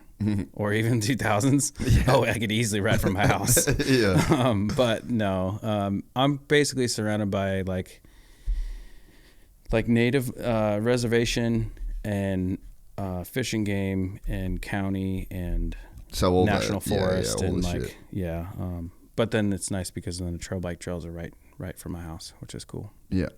So you got Straight Acres, which was just the nickname that ended up sticking for the house. Yeah. So what have you guys got there exactly? So I mean, like I was saying before that I grew up kind of here and I was like, okay, well, I'm going to get that property. I could build some jumps and start training and doing these things and practice this and that. And that was never going to happen. And so then my wife is kind of East County raised as well. And so she's like, why don't we move to Alpine? I was like, I don't know, maybe when I get old, I don't know. This seems like a lot of driving. I'm not sure. And she's like, what about now? And I was like, believe it or not, I was the one that was like dragging my feet. Really? Yeah. Yeah. Which is kind of funny, right? Then we lived in Alpine for almost a year, and then we found our current house and bought that house and almost have 11 acres there. And so from when we got that until now, right, like I've just built things that I need to like train or practice on, right? And it started with that, and then I started doing Instagram stuff, and then my father-in-law was like, oh, call it Straight Acres. It's not quite a ranch, but it's kind of like, blah, blah, blah. So then in 2020, I already had a dual slalom track that I could practice on. I had a speed and style track. I had like random jumps everywhere. I was like, when everything got canceled, all the events got canceled in 2020 or so, I was like, well, why don't we do a race here? Invite only. And so then we did that, and we proved to ourselves that we could run a race and that we already had the track and everything. And basically homies were like, oh yeah, I'd come to a race at your house. So it went from there. And like, oh, I guess we can do it. That was really cool. To where Snow Summit was like, hey, would you bring that race to our mountain? Oh, wow. And we were like, yeah, we can do that. And so that's when the Straight Acres race moved from our house, just trying it, to Snow Summit. And it's been there three years now. So then that turned into a whole nother thing, right? To where it's like people saw it on Instagram, people saw it all over the place, and then I started building tracks all over the place, right? So I'm starting to build more and more, the more time I have, I guess, in between events or things. But so now we have our own race that we do up in Big Bear at Snow Summit, and then I build the track at Sea Otter, the dual slalom track at Sea Otter up in NorCal. Yeah. And I've done that for 2 years now, and I have next year as well. And then so it's like turned into this thing that we didn't plan on. Like I didn't plan on just like being a promoter of running races or building tracks, but I'm like, I like it. I'm like, ooh, this is fun. Yeah. So it wasn't planned on, but yeah. And then now we're doing coaching as well. So yeah, I've been coaching for, I don't know, 14 or 12 years or something like that. So now I'm going to be doing more coaching as well.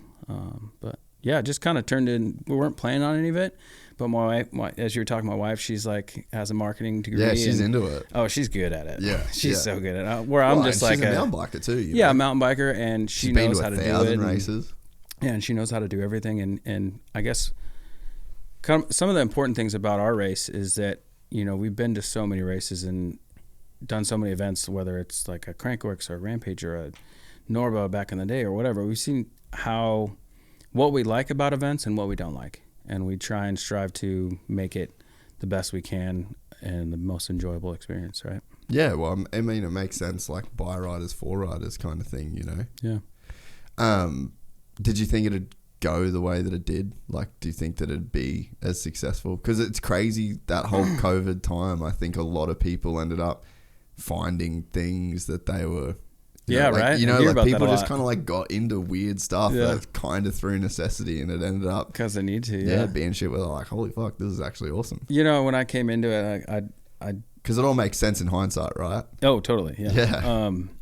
You know, I talk a lot of shit, you know, especially with my wife, and I'm just like, oh yeah, you know, like hot dog, and yeah. And she's like, well, put your money where your mouth is, right? Yeah. What, you got a plan? And I was like, what? You know, she like hit me with that reality check, and I was like, okay, yeah. So if I'm gonna do a race, I'm gonna do this, and this, and figure out what was like necessary. But yeah, I mean, in my head, I was like real confident. Then when it came down to it, I was like, okay, this is pretty tough actually. Yeah. So it gave me kind of that balance from, you know, being frustrated with promoters. There are events I've been to or things like that where I'm just like hammering on them, just like, you guys got to do better, blah, blah, Yeah. you know, to where I'm like a little more, You get it. I'm a little more refined. Yeah. I'm like, okay, I You're more guess cultured. yeah, I'm a little more refined. But yeah, so that was kind of an eye opener. But then at the same time, we were like, I guess, yeah, we can run a good race and make a cool event.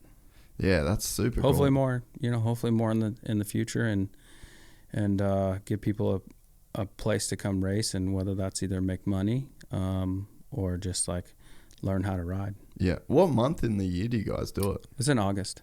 Oh, okay, cool. Yeah. Yeah, sweet. Yeah, I'll definitely You have to come race. Yeah. Well, I don't know about racing. Well, dude, we got all classes. Really? Yeah, You got every class. squids? Dude, I just need to get another mountain bike. This year, We're a mountain bike podcast now, so. well, why not? It's the same thing. I'm a moto fan. It's all the same thing. Yeah. This year, my wife's sister, which grew up riding a little bit. She raced, her husband raced, and her 2 kids raced. And 3 out of the 4, that was our first race ever. And they were like, I had the best time. That's so cool. And so the fact that you can have, like for dual slalom, like the fact you can have an insanely challenging race for pros, but then also a first timer can go out there and have an awesome time. Yeah. So and then at the same time, anyone that's watching can see the entire track. Yeah. So for me, I'm like, dude, this checks all the boxes for like people to come learn to race. Yeah. Yeah. The modern trail building has evolved so much. Like obviously I'm very close with Glenn Jacobs. So like that whole, like I've watched the world trail thing happen since the 90s, you know? Yeah. And you go ride in any of his trails anywhere, and it's like all about flow and predictability and just like vision. And it's like if you're rolling, no braking, no pedaling. Yeah. If you're rolling off the brakes, and like if you don't touch the brakes through that corner, you can make this jump. If you touch the brakes, then probably don't jump. Stand in the center of the bike. Yeah. And that's what I do at coaching too. I'm like, don't move. This is your home. Do not move. I don't care what's coming. Oh, is it really steep? Okay.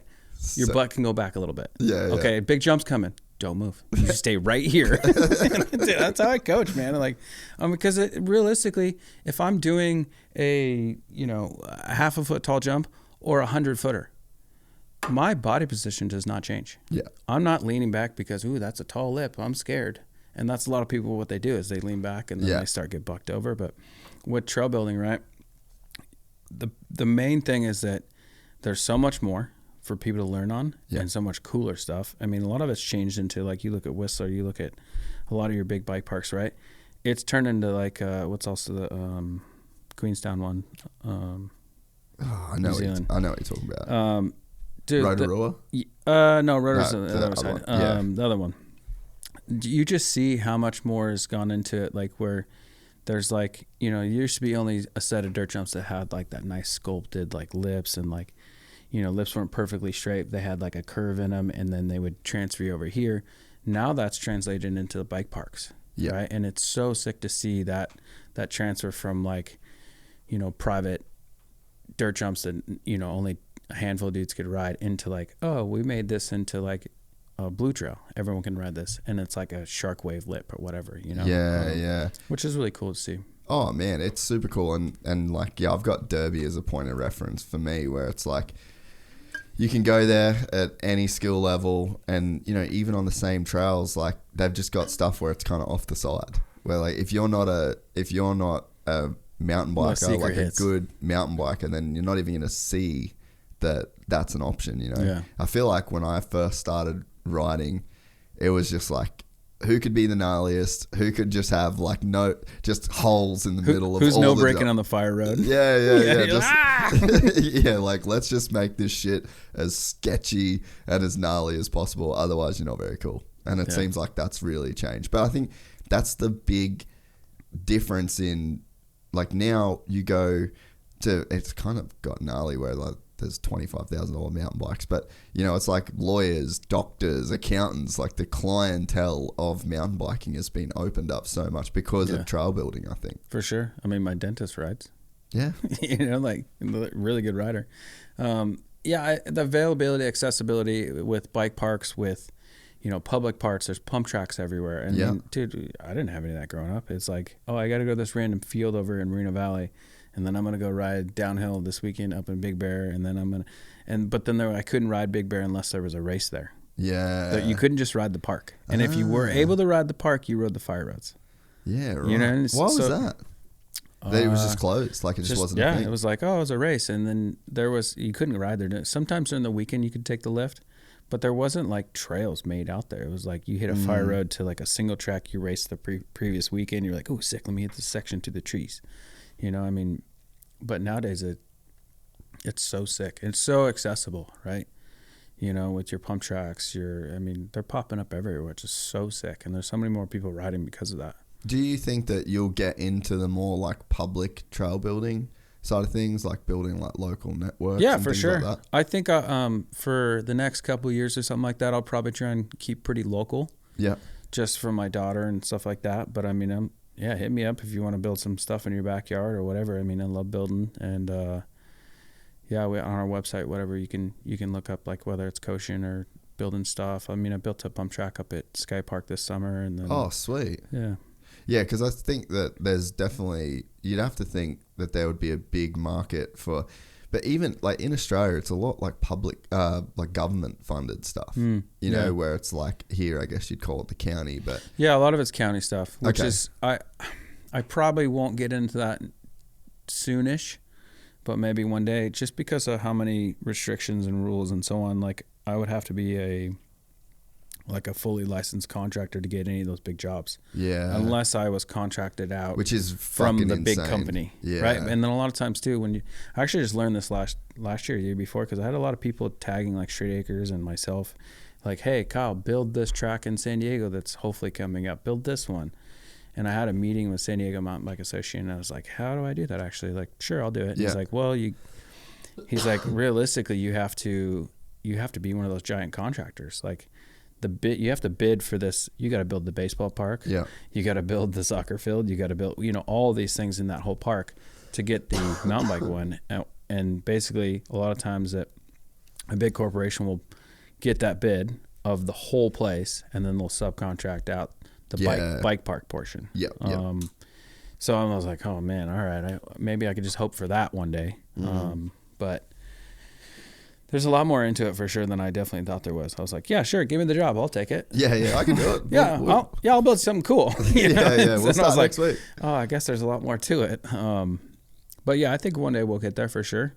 I definitely enjoy building stuff, and it shows through like the yard and all sorts of different things, and like Rampage stuff. I was thinking about this the other day with Rampage, like, right, so you're invited to Rampage, you build your line in, realistically, if you want practice, in 4 days, right? A whole line, like those massive landings, everything. And I was like, man, if I had to bid this line, right, I would take like 2-3 months, like a team of 10, helicopter some excavators in, but we do everything by hand, right? Everything, build these crazy walls and everything by hand. And I was like, man, that would be an insane thing, and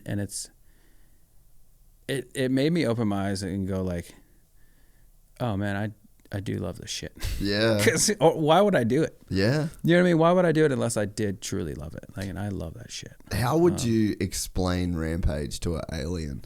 That like they landed in Utah first thing, and they're like, what the fuck are you guys doing? All right, so we got these really confident idiots. We take them. I think the best explanation would be these red cliffs in Utah, right? So you have these red cliffs in Utah, and there's a bunch of different ridges, fingers going down it, right? They give us this giant area, right? In between this ridge here and this ridge here, you can ride anything you want.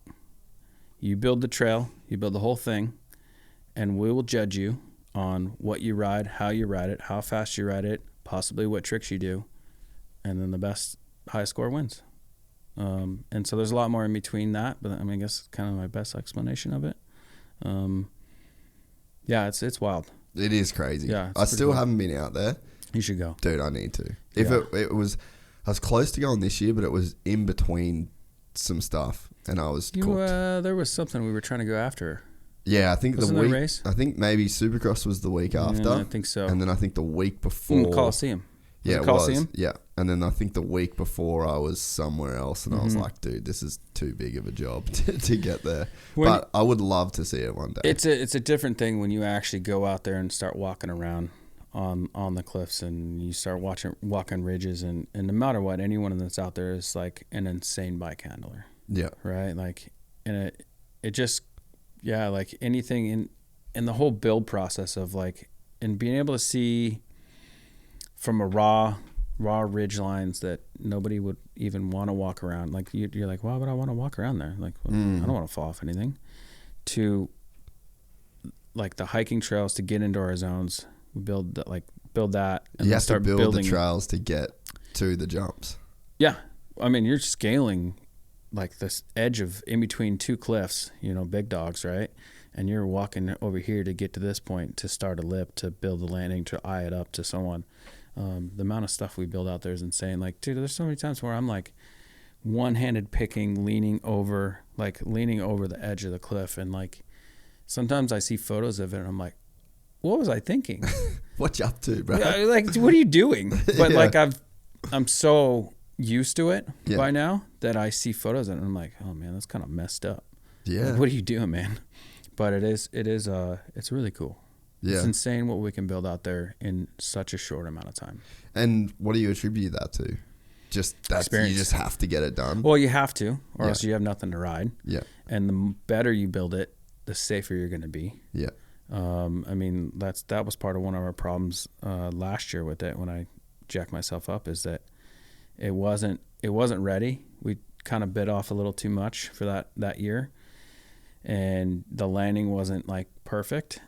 And yeah, I was like, hey, we have no more time. And Mitch was like, yeah, I don't really feel that good about it.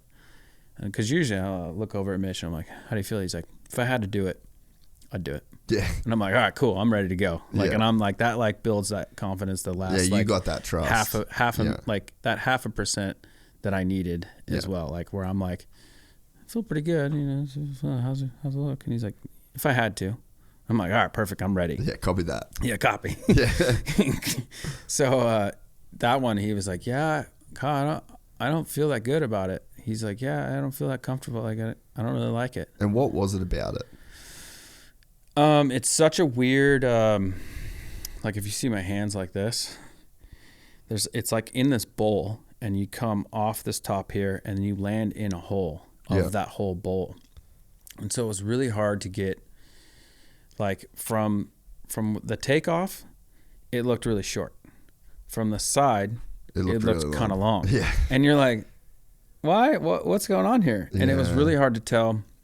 And it was a little bit further from the back of the cliff, and the cliff went down and then down again, and then the landing was here, right? So it was like, had a lot of weird optics to it. Yeah. And then with it not being ready-ish, I was like, hey, we got no more time. It needed to be steeper, taller. It just needed more time. It just needed more time. More work. Yeah. It needed more work. Yeah. And it ended up being a lot further than we thought. Yeah. And so it just didn't go right. It went pretty good, to be honest, for how bad it went. Yeah. But it was really sick to be able to fix that build. I mean, we did a lot of work to it for this year, but we only realistically added probably like 4 or 5 feet of height, and then just had that steepness, moved the lip over a little bit and moved it down 6 inches. So it's kind of like, that's all it takes. That's all it took. And then hit it, and we're like, and it still felt weird too, though. Like, not when we hit the drop, it felt weird, but the guinea pigging of it was kind of like, it's really hard to tell. And usually we're like really spot on, really like quick of like, feels like this speed, gonna hit it now. Yeah.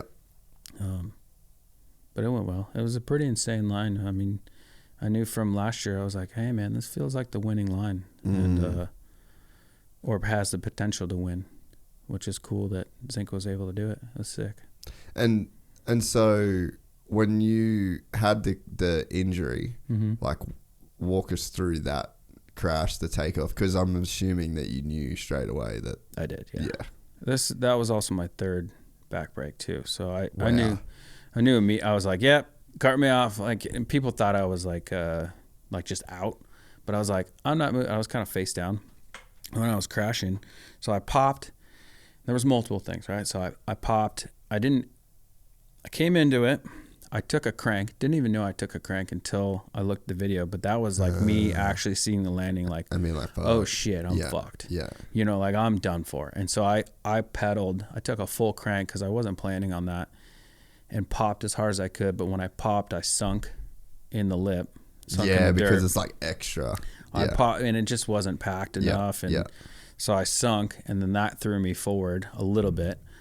Did the double pump, oh shit. Yeah. And then when I reached to like just get that little bit extra more, the landing was so flat that it immediately bounced me. Yeah. So as soon as I landed, I bounced.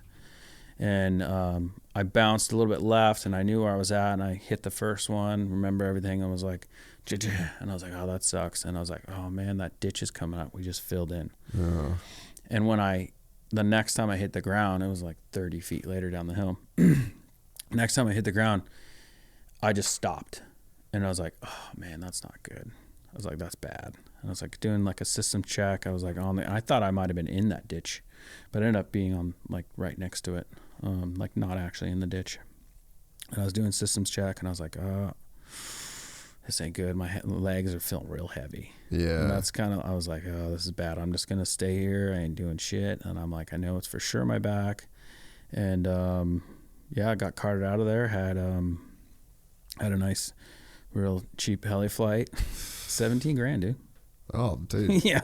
That seems kind of cheap, actually. It was worth it for 6 minutes. Yeah. Oh, okay. 6 minutes. Well, yeah. I mean, hey, I got no complaints on that, but it's kind of wild to look at, like, you know, time to price and so on. Yeah. And that's with insurance? I didn't pay 16 grand, no.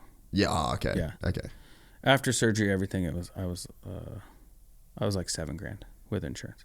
That's crazy. But then I had a supplemental insurance that paid for that one as well, which was like real smart of my wife. She's a genius. Yeah. If it was left up to us. Oh man, I don't even know if I'd have it. 250 grand in the hole. Yeah, exactly. So then I got in there in the noon or something, and I was like, yeah, it's broken. It's right here, dude. Yeah, I'll tell you right now. Found out it was the T6. It was like burst fractured. Just like mangled, just exploded, and then it was broken above and below that. So then the surgeon was super rad. He's awesome, dude.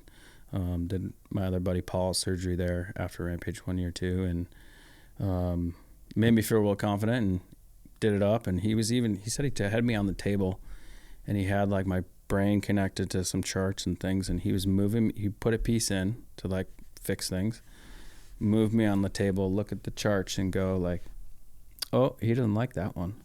Take it back out, put it back in, move me around, and go, oh, okay, that looks like you liked it. He's like, yeah, you liked this one thing I did. And I was like, oh, good, thanks. That's heavy. I was like, thanks, man.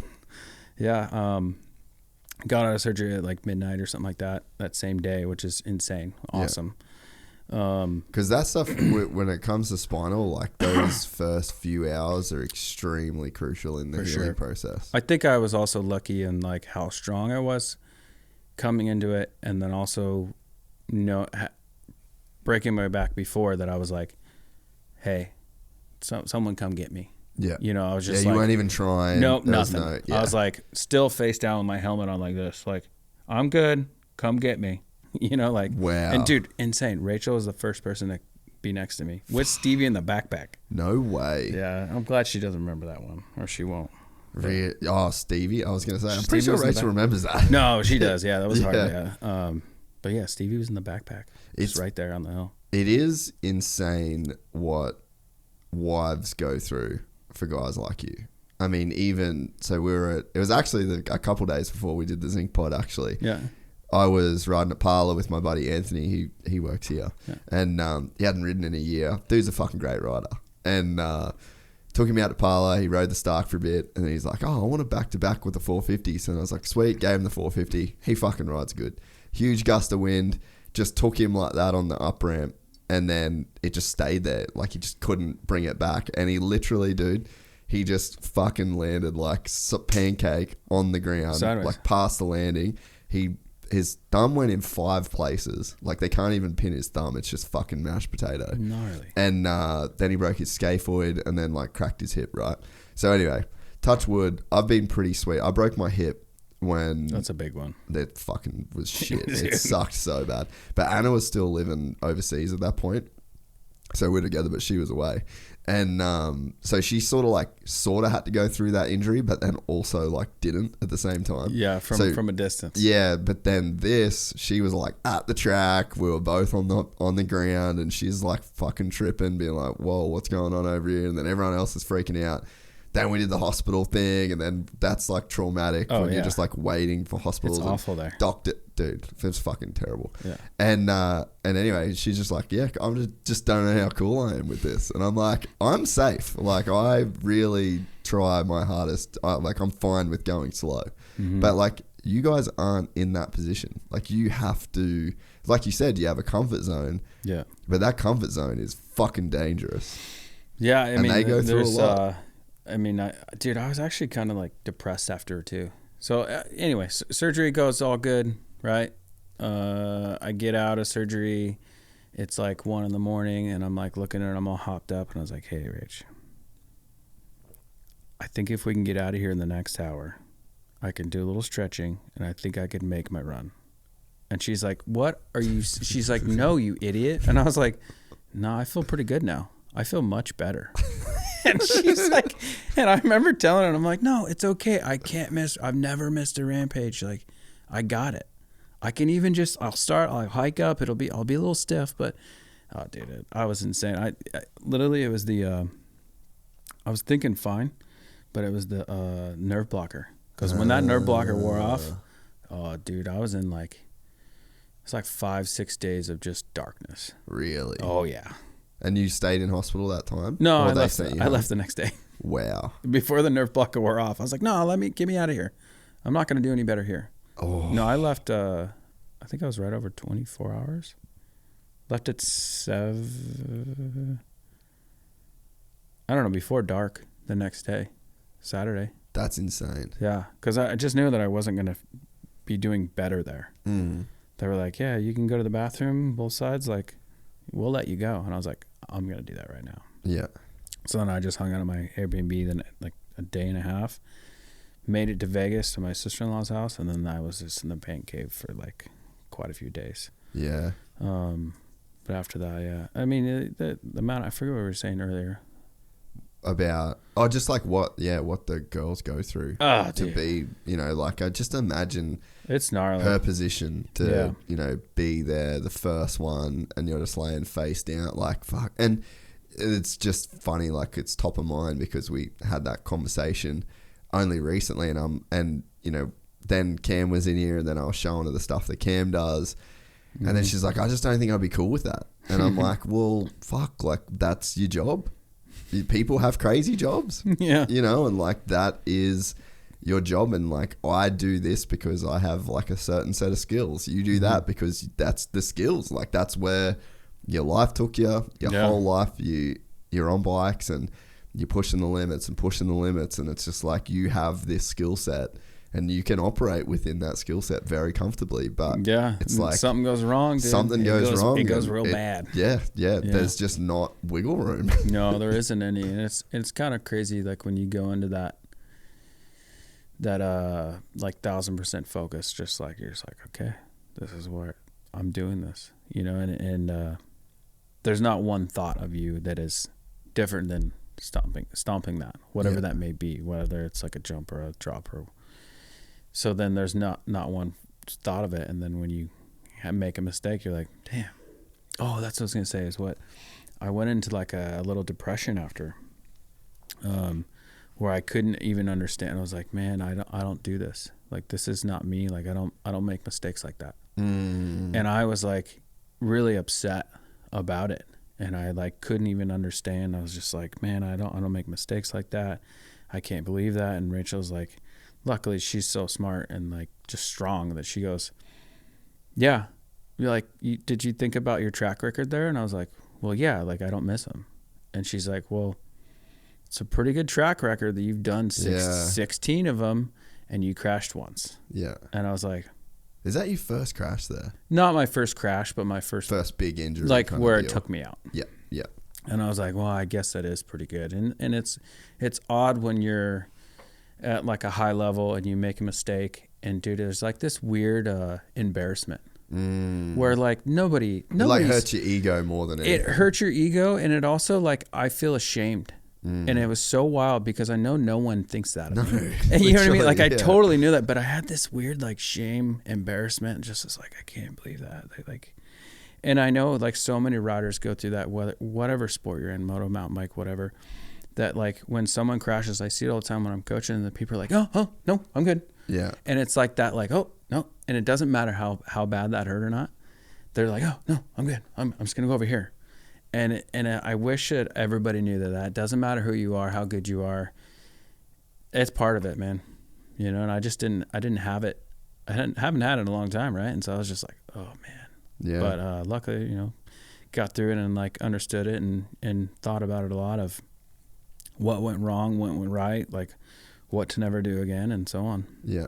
What was that your first time like dealing with depression in your life, do you think? Or like could you notice it in that sense and be like, fuck, I was depressed back then? Or because no, I knew it in the time. Yeah. Like in the moment I was just like in a hole, just like, man, I can't. And that was the first time? Yeah. Yeah. For sure. Because I never had, like I've had lots of injuries, right? This is my third back break, and the other ones I was able to get through, like just like, okay, yeah, 6 weeks, you know, like back in it, ready to go. And I was just like, plus where it was, yeah, you know, like at my thing. Yeah. You know, I was like, it's at my thing, my rampage, right? Like, yeah. And I was just like, you know, and it was wild for sure. You know, and it wasn't like, I don't feel like it was like a depression of like just couldn't do it. Well, I couldn't do anything anyway. Yeah. But like, it felt like a little bit different than like just a simple depression, right? Like not saying depression is simple, but almost just like a darkness of like, I can't believe that. I knew what happened, but I'm like, I couldn't believe it happened. Yeah. You know? It's probably the flip side of having the level of confidence that you have, you know, to where it's like man, I've got friends where you'll see, like they're the coolest motherfuckers alive, right? And they're like the best riders, they're the best looking, they get the hot chicks, and like they kind of just go like 35 years without ever really having anything go wrong, and then they get like dumped by a chick, and it's just like the biggest fucking L. Yeah. I see what you're saying. Yeah. And it's just like, I'm going, bro, welcome. Like, this is fucking life, dude. Yeah. Like, you know how many chicks would not ever want to fucking hang out with me? Like, you know how many races I didn't win, bro? Like, and it's almost like... No, I think you're right on that. You know, it was a big loss. Yeah. And I hadn't had any like that. I took a huge loss, dude. Yeah. I was like, spinning off of just loss. Yeah. Like, just big L, dude. Yeah. And I think that makes sense. Yeah, it was a huge... Thanks, psychologist. Okay. Yeah, that's what I do, bro. Thanks, appreciate it. But I think that's natural, you know? Yeah, like, for sure. And there's a saying, it's like the worst thing that ever happened to you is the worst thing that ever happened to you. Yeah. You know, like for some people, their life is like this insanely traumatic thing, whether it's like, you know, self-induced or way tougher. The experience that they got baked in, and like they just face different things at like different times, you know, and it's just like, it's almost like Rampage to you was like this pristine. There was like nothing that was ever bad about it. And then it was just like ripped away from you. Yeah, it kind of makes sense. There are some of them, right, that I'd crash in the run or whatever. There's tons of those, right? But it didn't like take me out. This one felt different. This is way different. Yeah. And like most of the time it was in the run itself, like in the finals or something like that. But like for me, I was like somehow always managed to make it to whether I got injured earlier in the year what I was able to make it to the finals Yeah. and do my run. Yeah. So yeah, it was like it was a lot. But then luckily when you're injured, you know, like all you have to do is to think. Yeah. So then I, you know, went through a lot of process. And dude, I had so many people like on my Instagram and all sorts of things like, hey bro, you should hang it up. Like, really? Yo, dude, like, hey, you got a family. And I'm like, yeah, no, this is how I pay for my, you know, support my family. This is how I live. This is how I support my family, man. Yeah. You want to give me some cash, or what are you saying over there? You know, like, Yeah. So I had, you know, so many people until like, for me, I had to like, just be like, hey, whatever, dude, you know, like that's the life they want to live. This is the one I'm focused on. And, you know, had all those conversations with Rach and like, yeah, this is what I love. This is what I'm going to strive to get back to. And crazy enough, this year I hit all of the points I wanted to hit, like, cause I had all that planned out right in my head. I'm like, if I could hit this point, this point, this point, this point, I'll be ready for next year's Rampage. Yeah. And literally I hit all my points, and it was like within the week where I was like, okay, I'm ready. Yeah. For this year's Rampage, which is super cool to like figure out. And then obviously, like, as you seen the footage and stuff, I mean, yeah, it worked out sick. It was bitching. Man, it's just a crazy event. It's almost not mountain biking. Yeah, it's like it's its own universe. It's its own like Super Bowl, right? Yeah, like, yeah. But like, it's its own thing. Yeah, it's like it is. You're on mountain bikes, but it's like it's kind of just not. It's like this one event, and I think the thing that I find so cool about it is just like the different characters and like the different lanes that people come from, and like, dude, the first one that you won. You know, it's like full racer kid. Oh, yeah. And then it's like, that's the kind of person that's always going to win Rampage. And then you get like a Brandon Semenark and then Cam, and you get all these different guys from all of these different, I guess, verticals of mountain biking, you know? And it's like, it's like this one crucible where almost any style can win it if you see the mountain the right way. And it is a crazy event. That's what's so cool about it. Like that's what makes it so hard to judge, but also why it's so cool is that we have freedom to do anything on that hill. And if your style is X, you're going to make X line. Or if your style is Y, you're going to make a Y line, right? And, you know, sometimes that's in your cars to win. Sometimes that's not. Sometimes you're like, oh, well, I thought I was going to do better or whatever, you know, just events, right? But it's so sick to be able to go, okay, I have this canvas here, and I have these ideas, and these are going to fit in this zone. I'm building this. Yeah. And I think that's why what you're saying is that it's so different than everything else. Yeah. And what's been like when you went there the first time and you got your first win, like what did you think it was going to turn into? So the first year I went, I was 14. And so retarded. Obviously, it was way different. Where the fuck were your parents? Well, my dad were there. My they dad helped me build the jump. My dad wrote an email like, "Hey, why not give Kyle a chance?" And I was like, "My dad's like, hey, you want to try it?" And I was like, "Yeah, I did that one drop at the Norba in Deer Valley." I was like, "Yeah, I could do some drops." My dad was so supportive too that like. He's like, yeah, I heard about it, and I seen Bender doing, you know, that kind of stuff in Utah, and I was like, my dad's like, there's an event. Well, shoot, you want to go? And he's like, yeah. I'm like, cool, let's go. And he's like, I'm like, Dad, what happens if I can't do it? He's like, well, there's a jump contest afterwards, and you can do the jump comp. And I was like, it seems fine. Yeah. I was like, oh, okay, it's a win-win. I'll you know, if I can't do it, no big deal. I get out there and we all like. And it wasn't just me like, oh, if I can't do it, no big deal. It was like all of mountain bikers, right? So, and there was mountain bikers from all across everything, right? From North Shore, like Canadian Freeride to World Cup downhill, right? Yeah. To, you know, US racers to everything like that, right? So there was kind of like roughly two different groups, like, you know, North Shore Freeride and then like kind of racer group. And I was like, well, I kind of seen these racers at the races, and I was like, hey, can I follow you? You know?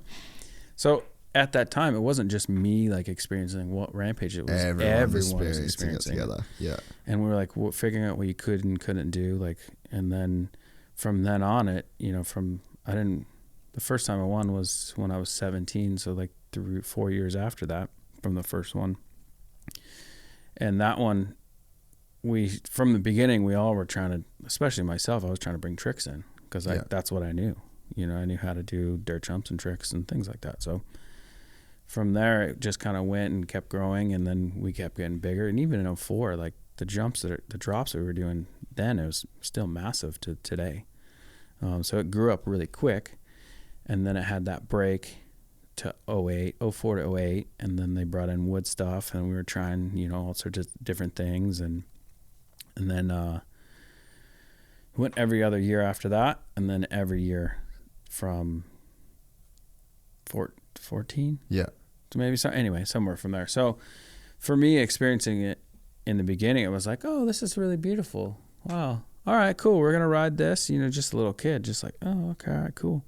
And then just spent so much time out there that just always was comfortable no matter what. Every time I went there, a lot of people thought I was from Utah. I was like, no, man, I got mountains, but I don't have any of this. Yeah. So I don't know. It's definitely a different experience, and I think with the experience that I have there, I think that's I've been able to like ride it for so long because of that experience. Yeah, that makes total sense, that it's like a place that takes years to just build. It's like a backcountry snowboard type vibe, you know, where it's like you have to know the mountains, like you have to be a mountain man almost to make that shit work. Like you could be the best park rider and, you know, on fucking... Yeah, you could be the best at Paula and go to the sand track and totally blow. Yeah, and it's like you just need... But it's not even the snowboarding or the moto or the mountain biking that you need to be good at. It's like, no, just being in the mountains. Like just being in this zone physically is what you have to almost get good at. And not being like intimidated and understanding, like you said... standing on one leg, one rock, like shoveling out it. It's like you have to know that that's going to be able to stay there. For sure. Yeah. It's a while. Yeah, I hope you get to go there, man. Yeah. It's I definitely, really cool. I think I'll just make it happen next year. You should. Like, I'll just try and get out there. But where would you like to see it go in the future? I mean, with my riding style, I have no idea what direction it's going to go, right? With my riding style, I would like to see it stay big mountain, right? You know, and like for me, that's my style. And so like, I'd like to see it go that way. It's not always going to go that way. Who knows where it's going to go. I think with it, it's all dependent on locations, right? So like, does that venue that they pick going to have something bigger, or is it going to have, you know, the bones of it roughly to be able to make a bigger drop, to be able to do bigger things, like to build up multiple big drops in a row. I mean, we can't just make it, you know, it has to be there, right? So I would love to see it go that direction, but I have no idea. I mean, it seems like it would be much simpler and easier to like make it more on the slope style or big mountain slope style side. You know what I mean? A lot of that stuff is like sometimes won or lost at the bottom couple jumps, right? And so for me, I like the other direction, but I mean, luckily there's a couple riders like Tom and Seaberg and Carson and those guys that like, that's their style. Braga, like they're down with that. And so it's for me, I'm like stoked to see that, like, all right, cool. Like one day when I'm out, like they're going to keep that kind of going on, which is really cool. Because I guess when it's a huge event for Red Bull. You know, like I feel like Rampage was probably like the signature series event. Like they don't do signature series stuff anymore, do they? No, I don't think so. It's definitely the pinnacle though of their series, and then also for like their NBC spot and so on. It was pretty big, and then obviously with their online stuff, it was insane. So I think that it's such a key event for Red Bull, and it just feels like it makes so many careers. Like you can really, you know, kind of provide for yourself off that, or you can create a name for yourself, you know, at that event. So it's like it definitely needs to stay. What's really cool is that, so like when I was younger traveling, if some old lady on the plane next to me was like, oh, hey, what do you do? And I'm like, oh, I ride bicycles, mountain bikes. And they're like, and back in the day, it used to be like, oh, do you wear spandex or do you hop around? And like, I was like, no, I kind of do more gravity, like downhill. And they're like, so spandex or hopping? And I'm like, no. And nowadays it's like, do you wear spandex or you ride off the cliffs? Yeah, you do Rampage. And I'm like, oh yeah, the cliff one, that's me. So it's cool that it's gotten that big at such a big audience that don't even really know mountain bikes, right? Yeah. Which is really cool, you know, and I'm glad to be part of it. And where do you think that just like mountain biking in general goes? You know, like the Fest series stuff, and it seems like the just jumps are getting bigger, shit's getting weird, and it's like, you know, same as downhill where it's like, okay, well, when was this going to cap out? And you think, oh, it sort of doesn't. These dudes just get gnarlier and gnarlier and gnarlier. I don't think there is a cap on drops. Yeah, really. Realistically, I mean, if you can find a landing long enough and steep enough, I don't think there's an end. I mean, right? Jump wise, I feel like jumps have been at that 100 mark for a while, and I think that more and more riders have gotten comfortable at it. But the biggest part of the jump side of things is that these jumps have gotten safer and safer. Yeah. And so then you're able to get more people that, I mean, there's a lot of chicks that are doing them too now, like with the Dark Fest one, and which is so sick. But like they've gotten safer, so I don't see why not. I mean, it's kind of still, to me, it's not at the end. I mean, with like freestyle moto, you see they kind of hit like, okay, this is our jump. Yeah. This is our jump. This is what we do it on. And it kind of hit a peak until like, I feel like, or it kind of hit a plateau until like Pastrana started making that wild ass, like super steep step up jump. Right. Yeah. And they're like, oh, look what we can do now. Yeah. You know? Yeah. Hold my beer. Yeah. Ooh, look at this. So, I mean, with mountain bikes, I mean, there's so many different avenues to be able to go, right? Yeah. And I think those new generations are just like, ooh, yeah, I'll do this. I'm going to focus on this. And they're actually able to do that, which is cool. Yeah. I have no idea, man. Yeah. I don't know. I'll build something. I'll be the builder then. Yeah. Just tell me what you want, guys. Yeah. Like, well, let's just try some shit. Yeah. I think racing will always be there.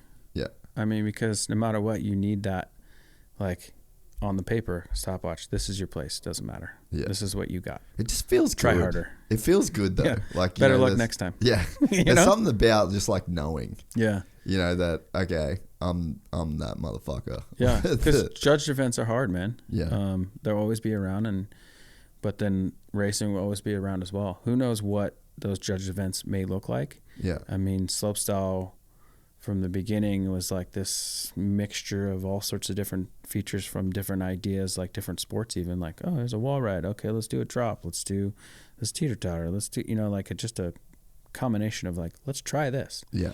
To where now it's like you have your just combos, right? You have your do doubles, and then you have like a hip or something, and they all are pretty similar, right? So it's fine-tuned into like, okay, this is the best way to portray the riders are going to be here, right? Or vice versa. But the freeride side, I don't know, man. I think it just can keep going, and then you always have your racing. Yeah. Now, are there any other zones in like Utah or other states that you think could hold like a Rampage event, or do you think it's like really entrenched where it is? It is. It's really stuck where it's at, but for other reasons. So that location that it's been at is, I believe it's state land. Okay. And, you know, the event sponsored, the state sponsors the event and so on. So there's like this, like, okay, it works out. It meshes well together. So it's kind of hard to find locations that we're able to use. Tick all the boxes. Yes, correct. Yeah. So it is really hard, but there are some really cool spots out there. I mean, I think they're doing a proving grounds in New Zealand next year, which is New really Zealand cool. is crazy. Yeah, I'm like, hope I get to go to that one. That'd be sick. I did see one time I saw,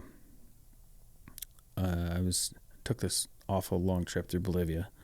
Too long. This awfully long trip through Bolivia. What was that about? Oh, dude, it sucked.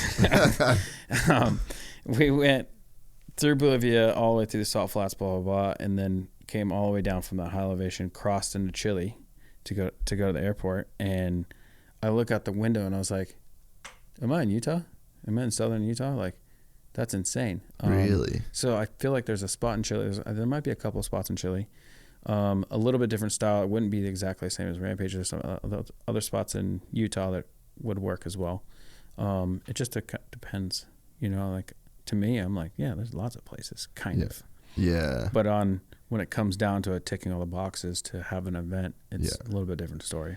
Yeah, and so much just planning and shit goes into it on the event side, and just personnel and logistics. Like, it would be pretty gnarly. But it seems like, from what you're saying, just to go bigger and bigger and bigger, it's like you can't make that zone bigger, you know? No, and when you keep using the same venues, you kind of get like boxed into like, okay, this is the winning line for this area or this venue, that like this is what we have to hit.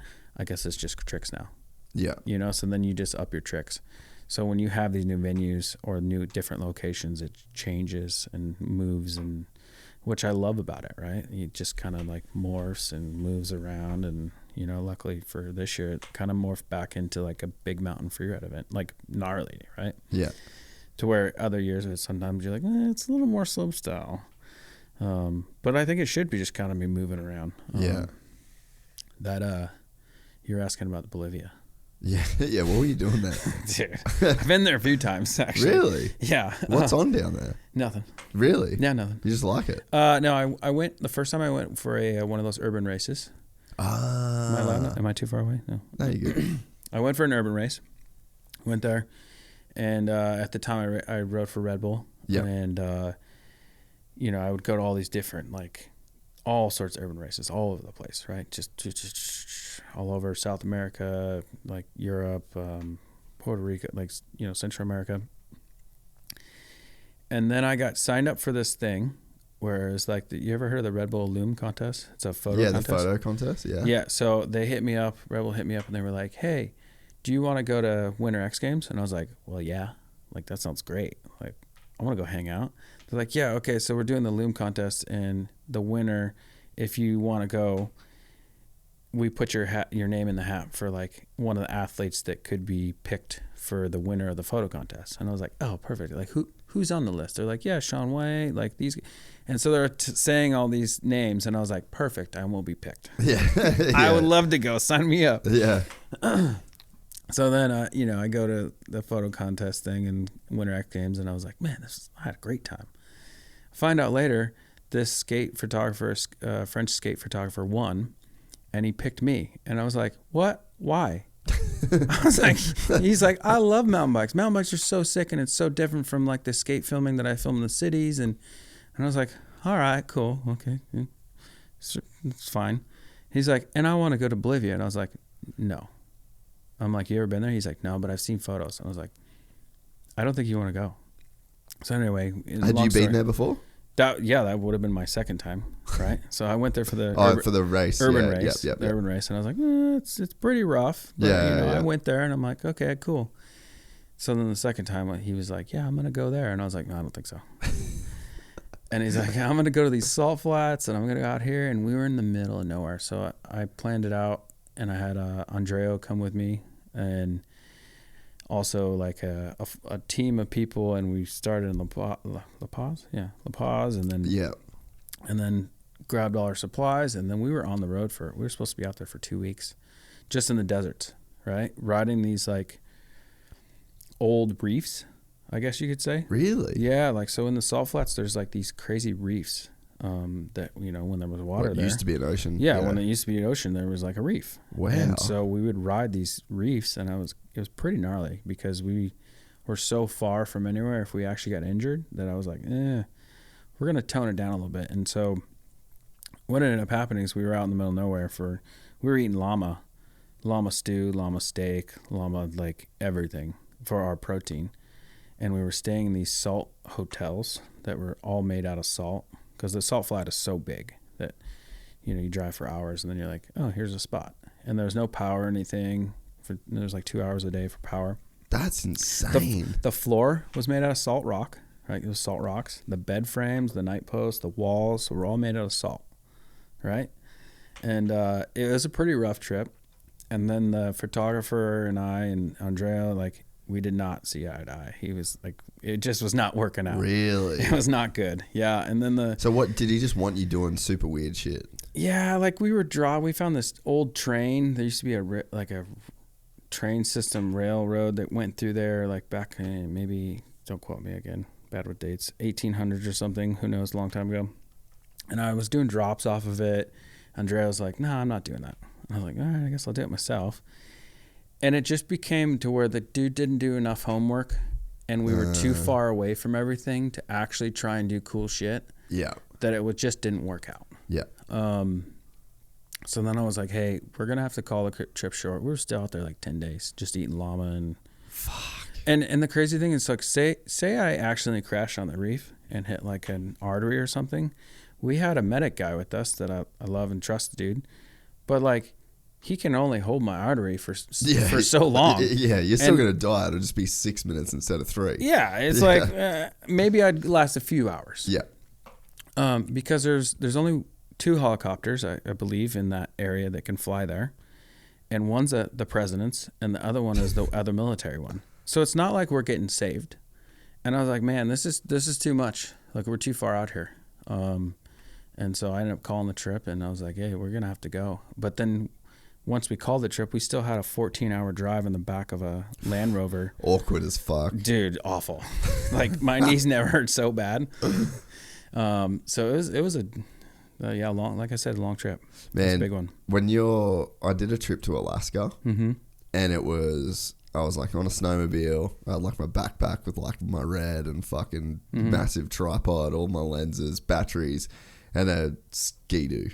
Yeah. And it's like, don't go over there because of the avalanche. That'll definitely avalanche. And that'll kill you. That'll kill you.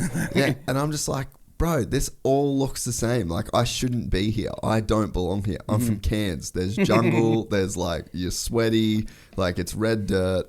That's the extent. Like, I know how to look out for snakes. Snakes and spiders, I'm good. That's sweaty, I'm good. Cold, mountain.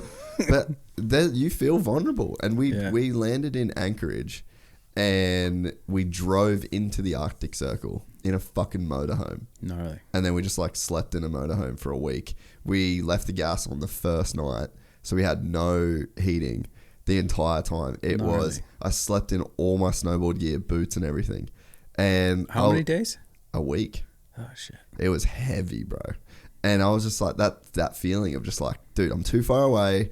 I'm so out there and this is not my habitat. Like, I'm not this guy. Yeah. Like, I'm way more comfortable in a completely different environment than this. Yeah, and that, dude, I feel you, man.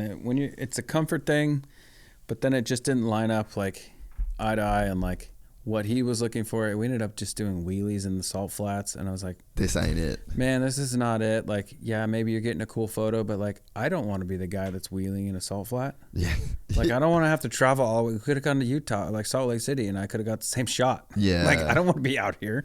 So it just, it was a rough one for sure. What was the favorite trip you've ever done? Some of those New World Disorder stuff would have had to be unreal. Oh, they were insane. There was one that didn't get a lot of publicity. It was supposed to be finding a new Rampage location. And I think it was called like the Red Bull Recon. Yeah. So there was a bunch of us. There was like Zink, Cedric, Aaron Chase, Robbie Borden. There was a bunch of us. And we were basically looking for a new Rampage location, right? This would have been, I don't know, I think it was like 18 or 19 or something. And we had so much budget set up. All of us together had like 100-foot like wood yacht type thing, classic Mexican yacht. And we were down in La Paz island hopping with this insane amount of heli time and 2 Ponga boats and 4 Jeeps. So when we were on land, we had these Jeeps and all this stuff, plus a film crew. And we just were island hopping, moving around, looking for new locations, getting sick shots. We ended up figuring out that it looks sick from the plane and the heli, like kind of Rampage-esque type, a little bit different colors, a little bit different style. But the dirt was so hard that we couldn't ride hardly anything. Like, it was like... It was like rock. It was hard, super hard dirt. Like a lot of times at Rampage, it's like softer and you can keep traction and like you can ride super steep stuff when you have that soft dirt because you can slow down, get control, so on. This was like you start going down something and you were like, yeah, good luck. Hopefully there's a big run out. Yeah. That was an insane trip because for one, we were just like island hopping on this yacht in the helicopter. Dude, we were doing shuttle runs on a helicopter. Dude. That was super dope until the helicopter got impounded. By the Mexican government. No. Yeah. And apparently we landed on an island that was like, we weren't allowed to land on that island. And it got impounded. And then the trip got a little short. Wow. But I ended up making a spot on NBC, but it was only like 30-minute spot. Really? How much do you reckon they would have spent on it? Too much. Really? It was a great time. We called it the Red Bull Vacation. It was awesome. It was so much fun. Man, you used to hear crazy stories about, like, did you ever go to any of the Laguna Seca trips?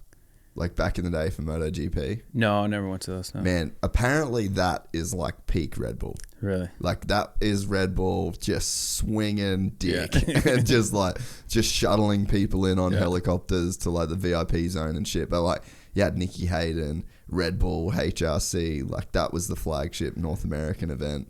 And that was like peak, that apparently peak It might Red have been Bull. around the same time. We used to go to like air races and Red Bull air races and like all sorts of different things. And I was like, oh, this is luxury. This is nice. Yeah, Red Bull did not fuck around. No. And that was old Red Bull. Like I think so. I think these days it's like Dude, a little bit different. We were using we had so much heli time that we were using the helicopter to get spare tires for the Jeeps because they were rental Jeeps. And dude, we actually stopped changing, like getting the jack out and everything. We figured out how to pull it on the side of the road and levitate, like not levitate, but like keep one wheel up and just do a quick tire change because anything was poking the tires. They're just cheap tires. But we're using the heli to get spare tires and tequila. And so like that was the level. We were just like, this is sick. Like, so much fun. Oh, that's so that trip for sure. I mean, granted, it was a long time ago. Any trip, even recently, I just did like some road tripping with my family and stuff, and hit some insane bike parks. I hit a new one in Montana that was so dope. Really? We camped, yeah. No shit. It was really sick. Yeah, like big jumps too. Really? Yeah, it's called Legacy. Okay. Yeah, it was sick. Another insane trip in Colombia. I'm a huge fan of Colombia. Really? I've never been to Colombia. It's awesome. Really? Yes, I love it. I would love to go to Colombia. Yeah, Colombia is awesome. Pretty good ride. I mean, it was another urban race. What year was that? 14 maybe. Okay. Maybe 14. I went a couple times, but I think the last time I went might have been 14. South America's just wild, eh? It's sick, yeah. It's like a very, very wild place. Yeah, and like each country down there too has like, some are a little more wild, some are a little more like a little tougher, like tougher to be in. Some are like super dope. I mean, I love it for sure. Yeah. I definitely enjoy South America. Colombia, what else is there? I don't know. There's been a lot of, I've been to like 50 countries just for mountain biking. So I'm like, that's crazy. It's at like a high number where I hope I try and remember enough. And there's some that I'm like not that interested in going back to, but there's some that I'm like, that place rules. Yeah. But yeah, I've been very fortunate for sure. It's pretty sick. And then you just did Baja too. Was that your first? Your first 1,000? Oh no. You've done that a bunch of times. Yeah, never raced it. My mom and my dad used to race off road when I was little. What? I did not know that. Yeah, so I thought I was going to be a moto dude because I saw motos and I was like, yeah, I'm going to race moto. And they're like, yeah, hopefully you're going to get a 50 soon. And then my mom raced. So my dad raced moto, desert, and then off road cars. And he's huge, right? He's like 6'5", like a massive guy. He's a big dude. Yeah, I'm a little guy next to him. And then my mom was like, no, I want to do it. And so then my mom raced off road. She did like quite a few races in like early to mid 90s. Yeah. She raced the Baja 500 solo and wow. a single seat race car. She did the 1,000 solo. Didn't finish the 1,000, but so like the whole time they were doing that, I had like a little quad and I was like waiting for my moto and I was like, yeah, I'm going to race motorcycles. Never got one. Really? I got a mountain bike when I was 7. I think I was 7. And they're like, yeah. I'm like, okay, I'm going to get my moto soon, right? They're like, yeah, maybe your birthday. And on the birthday would pass. I'm like, Christmas? And they're like, yeah, maybe. And, granted, it worked out. Yeah, it was sick. But I fully thought I was going to be a moto guy. And what was their reason for not getting you one? I just couldn't afford it. Yeah, okay. Yeah. I got a mountain bike, and they were like, yeah, this is going to work for now, right? Yeah. So, I mean, it's sick. And then I always had like a lot of family support for sure. Didn't have any money, but like the support was always there, which was cool.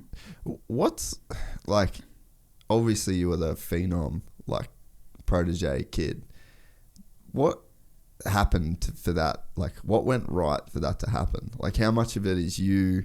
How much of it is the situation that you're in? Was it just like you were a crazy talent, or did you just put in an insane amount of bike time? Like, when you look back on your life now, and because dude, Rampage at 14, like, what the fuck, dude? That's not okay, you know? So it's like, so there was something different about you as a kid that led you to do what you did. Like, that's a hard one. Yeah. I don't actually know, but I can guess at a lot of things. Yeah. I think that, yes, I was a kid that just like wanted to ride. Like, whatever I'm doing, I'm just like hyper focused on that until I'm like, oh, what's that over there? Yeah. And then I'm like, what is that? I need to only do this. So for me, like, my dad was really supportive and like kept me focused, like, just like, oh, you want to ride? Let's go try this. Let's go try this. Oh, your birthday? You want to ride the jumps? Sure. Let's go do that. I'll figure out a way to do it. Yeah. So I had that huge support from my family, which was awesome. I wonder if do you think they saw it in you? Or was it just fully naive? Like, they just wanted to support their kid? I think they gave me the idea that I could. They're like, oh, you want to do that? This is how you would do it if you did. You have to ride this much. You go try this. Look what these pros are doing over there. Oh, okay. And so for me, I've always been a visual learner, right? So where I can see something and go, oh, I need to do that. Yeah. So I'll do that from like a young age. So I think the combination of that, I think a little bit of time frame as well, like when I came into it, was huge. So for me, the start into like getting into like that 14, 15, 16 range from like, 9 or 10 till then was like full family support, right? Yeah. Like, not on monetary side, not money or anything like that, but just like supporting, hey, you want to go here? You can do this. You can do it. You can do it. Hey, finish your schoolwork. We'll go to the race. Yeah. And then from then on, from 16 on, that was just me. I think it was just me. Like, I don't know if I directly believe in like just talent. Yeah. I think it's more of a thing that you understand it faster. Whatever that you're doing, you look at it differently and you understand something faster than someone else might. That's actually very well said. I don't, because I mean, you can say it's easier to say, oh, that person's talented. Yeah. Like, they have raw talent or they figure it out, compared to like another rider or whatever it may be. But I think it's because of the way their brain works and how they understand things. I mean, because you try and get me to do math or memorize something, I'm awful. Yeah. I can't do anything like that. But then the way I look at, someone riding or myself or thinking of how I could do a certain trick or how I visualize that, I look at it completely different than someone else that that doesn't know how to do that. Yeah. Or maybe it's even a product, like I've had so many different signature products, like my grips with Zink, like I had these knee pads that sold insane, and I made them like by myself, my prototypes. I was like, no, I want this to do this and this and this, and it's just I guess a different thought process of how you understand things and so on.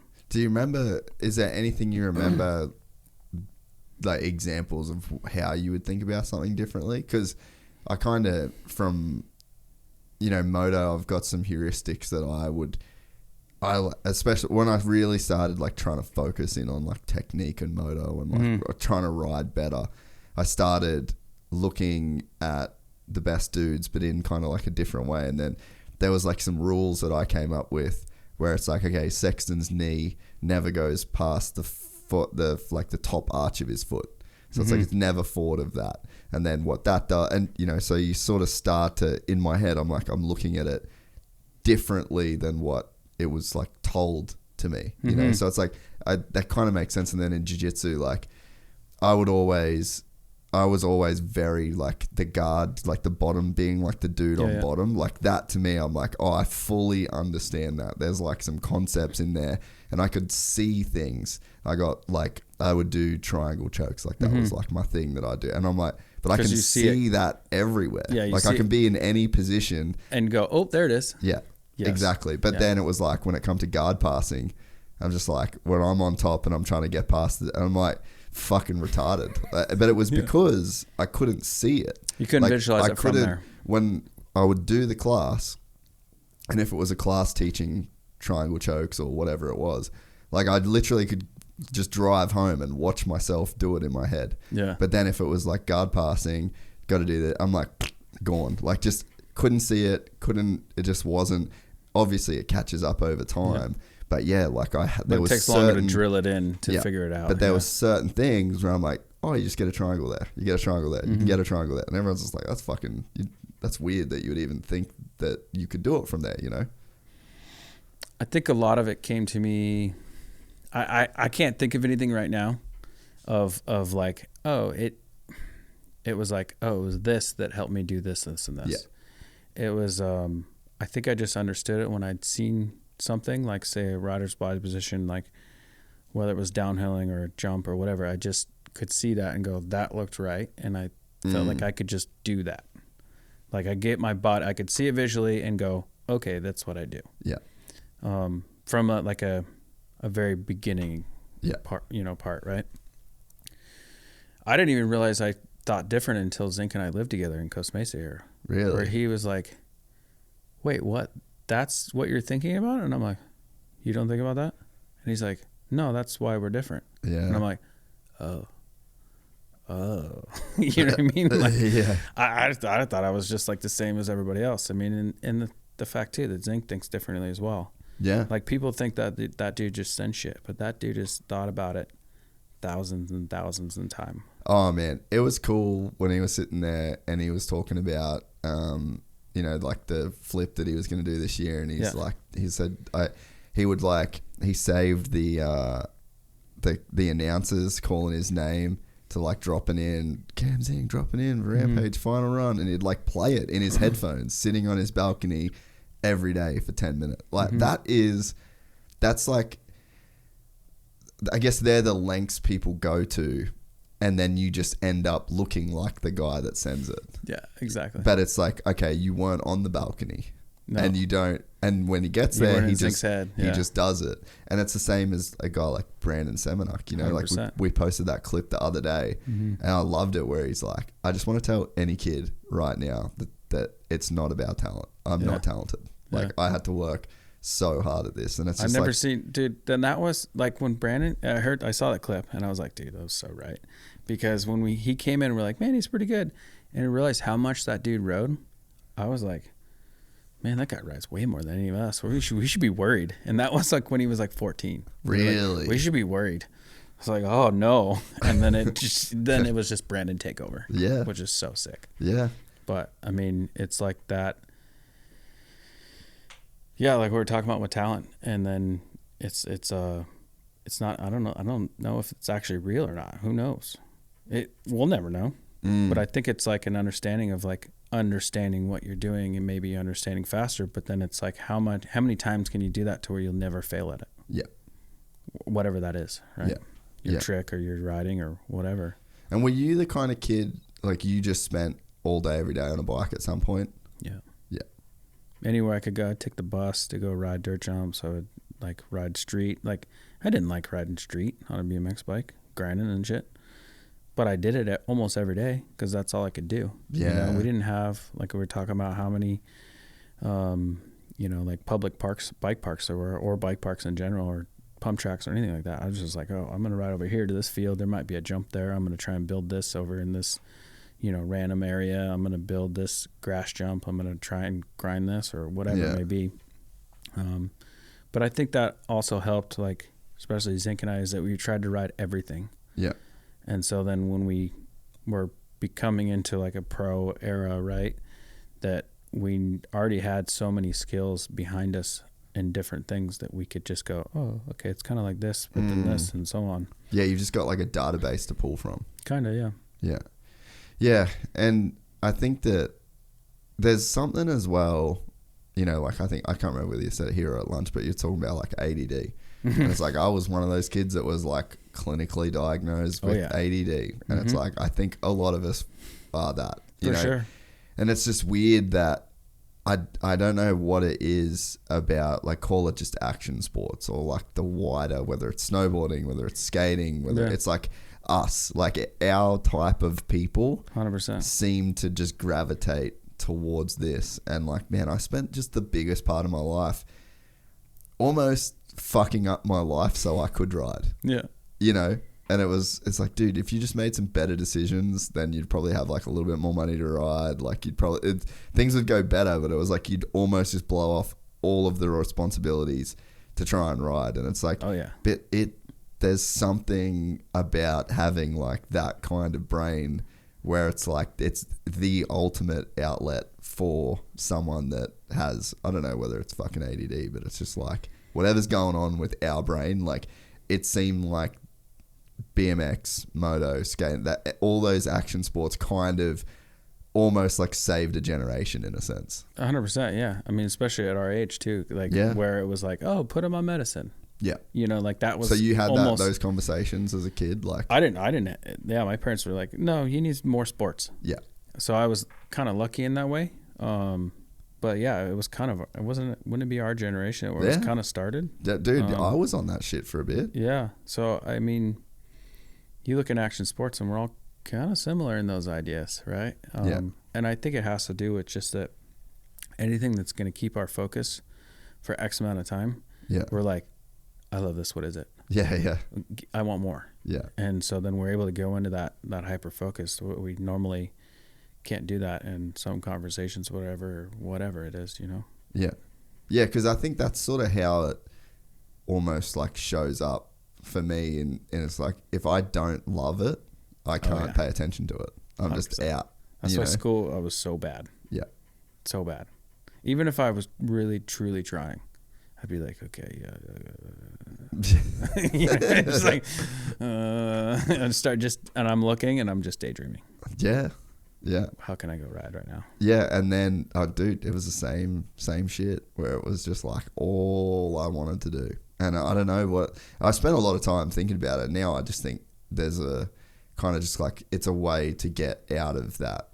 You know, it's sort of a ticket to just actually be focused. Mm-hmm. I think that the like, call it ADD brain or whatever, it's like, it feels good for us to be focusing on something. Yeah. Feels really but good. It's really fucking hard to focus on something. So it has to just be something that kind of grabs you. But then, you know, when it comes to like business and stuff like that, you can, if it's in like trail building, you know, where it's like, you love that, it can keep your attention. It's like you have to find things purposefully that you love so that it can keep your attention. 100%. I mean, dude, I sit in a machine and I just like, my brain hurts. Yeah. Because I'm thinking the entire time. Yeah, I'm just sitting there, but my brain is going, and so then I love it because my brain is actually focused on one thing. And I'm just going, and I think you're right on that it gives you something. If you're able to stay focused in it, you're like, oh yeah, that feels good. Yeah. Like, look what I did. Yeah. Yeah. But it's just like, you can't force it. Mm-hmm. You know, if it's just something, even though it's something that's quote unquote good for you, like doing your taxes or, you know, like just any adult shit. And you're just like, I'm fully incapable of doing this and I'm sorry. Yeah. Dude, I 100% agree. And it's funny having conversations with Rach and she's just like, hey, where are you at? Right here. Yeah. And I'm like, sorry. And she'll just watch me and I'll be looking at her. I'll be right here. She's like, I can tell you're not listening. And I was like, what? I'm sorry. Yeah. What? Yeah. Like, dude, right before we bought dinner from home because I got to do another show after this. And then Anna's standing there and I was like, did you put the stuff in the fridge?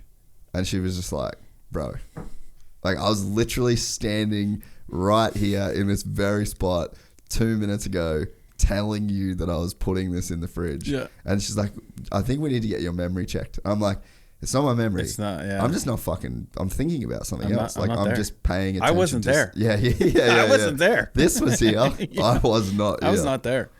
I get in trouble all the time with that too. She's like, I told you, and I'm like, what were we doing? And she'll be like, you were standing right there, and I was like, and I'll have to remember, and I'll go, oh yeah, I was thinking about this, and then that's why I didn't hear that. And then literally it's just like constant. You know, the one thing for me too, I never can remember if I put deodorant on. It's just like an automatic thing. Yeah, you just like you have no idea. Yeah, you're on autopilot, and it's like, and then that was another thing this morning where she was like, yeah, we're in the bathroom together. You definitely put deodorant on. I'm like driving the car, I'm on the freeway. I'm like, fuck, I don't think I put deodorant on. But yeah, it's just like fully off with the fairies, like thinking about other shit, you know. It's cool that we have so many things to actually do now, though. Right? Where you're just like, I'm going to go ride moto, I'm going to ride mountain bike, and then like all of those are things that are pretty good for you, to be honest. Yeah, no, that is so true. And I guess it's like when you get older and you get a little bit more established, it kind of like can be a good thing in a sense. Like, because how many kids do you know that you would have rode with that were awesome and they kind of just like never got their life together? You know, like they just stayed at the jumps. Like the dude that was 35 at the jumps at Sheep Hill when you were first there, you know, and it was like that. They're guys that probably had that same thing, but they kind of just never got their life together in that sense. I think that's too also why I did so many different things like in mountain biking. Yeah. Is that I was like, well, all right, well, I'm enjoying racing, but I kind of want to, what's over here? And I would just go back and forth, and it was hard for sure. But excuse me, it was hard for sure. But then I think it kept me in it for so long. Yeah, yeah. Well, that's just like, and that is true, right? Because it's like you get told what a racing career is and how long it lasts for, and when you've got to retire, unless you're Greg Minnaar. and like this career that you've got, and same with Cam, it's just like you kind of have a license to just do whatever the fuck you want, and that can last a long time. Yeah, it's pretty wild. It's gonna be hard the next couple of years for sure, but I mean the fact that I can kind of go out and go build and coach and go do event here, go to event there is pretty sick. It's pretty rad to be able to do that. Yeah, but I think that you've built. That's why it's important to build that kind of foundation. Yeah. To where you've got the trail building, you've got the coaching. Like there is a lot of stuff that you've got going on that kind of leads into the next step. Like I was actually just talking to Alex, Alex Ray, A-Ray? Yeah, privateer, and he was saying the other day, he's like, bro, they do not teach you how fucked up it is to like, because he just started working at O'Neill. Okay. Like full desk job. Yeah. And he's like, man, they do not tell you that the reality of life. I was not ready. Yeah. But you think it would be, you're like, damn, I've been racing Supercross for the last 10 years. Like how hard can an office job be? And it's like, nah, bro. Like you now have fuck all going on in comparison. I feel like there needs to be something like that to where you're prepared for your potential exit or retirement. And then also for the younger generation of like what it becomes, what it is, what it takes, and what it involves to become like a professional at anything, right? Yeah. Because like in the beginning, I was like, oh, I just ride and I do well, right? And it's like, no, there's so much more to it. There's sponsorship obligations. There's like testing. There's just a whole list of things. And then it's just more and more and more these days, right? What we were talking about with the media side and so on. So I wish there was somebody that was like, hey, yeah, you're good at riding, but be aware this is what you also are going to have to be good at. You're going to have to learn this, and there's going to be this thing over here that we don't know what it is yet. Who knows what it may be, but you're going to have to change and mold and figure out how to do that as well. So, I mean, it would be cool to like, mentor up and coming riders, and then also at the end of it too of like, all right, hey man, like maybe let's start doing some, I don't know, let's work on your emails today. Yeah. Because you're going to need to do that later on. Yeah, yeah. Or whatever, for your potential exit or whatever that may be. It would be cool to like start trying to helping kids, whether it's motor or mountain bikes or anything, because it's pretty much the same thing, right? Yeah. Yeah. No, 100%. And you've got to know. And I think I think it's why it is important to have other interests in a sense, to where it's like, obviously you have to dedicate a certain amount of time to riding and training and doing your thing. But it's like, you kind of need to be three-dimensional in a sense, to where it's not riding and training. Like you have other things that, you know, you do, but that's such a fine line, because it's like, you know what it takes to race at the top, and it's like, you just got to be all in. It's almost not a system that's like set up well. It's not. No, not at all. You almost find those things when you're injured in your pause, your mandatory pauses, right? Mandatory pauses. You know what I mean? Like, you're just like, oh, I don't want to be here, but I'm here now. And like in your injuries or something like that, you almost try and find those things, you know, strive to keep working hard on, you know, fixing your injury or wherever that may be to get back out there. But like, find out maybe, you know, what it is. It will almost find out what makes you tick, what you enjoy, and that can help you like figure out what you're going to do later in life. Yeah. Maybe.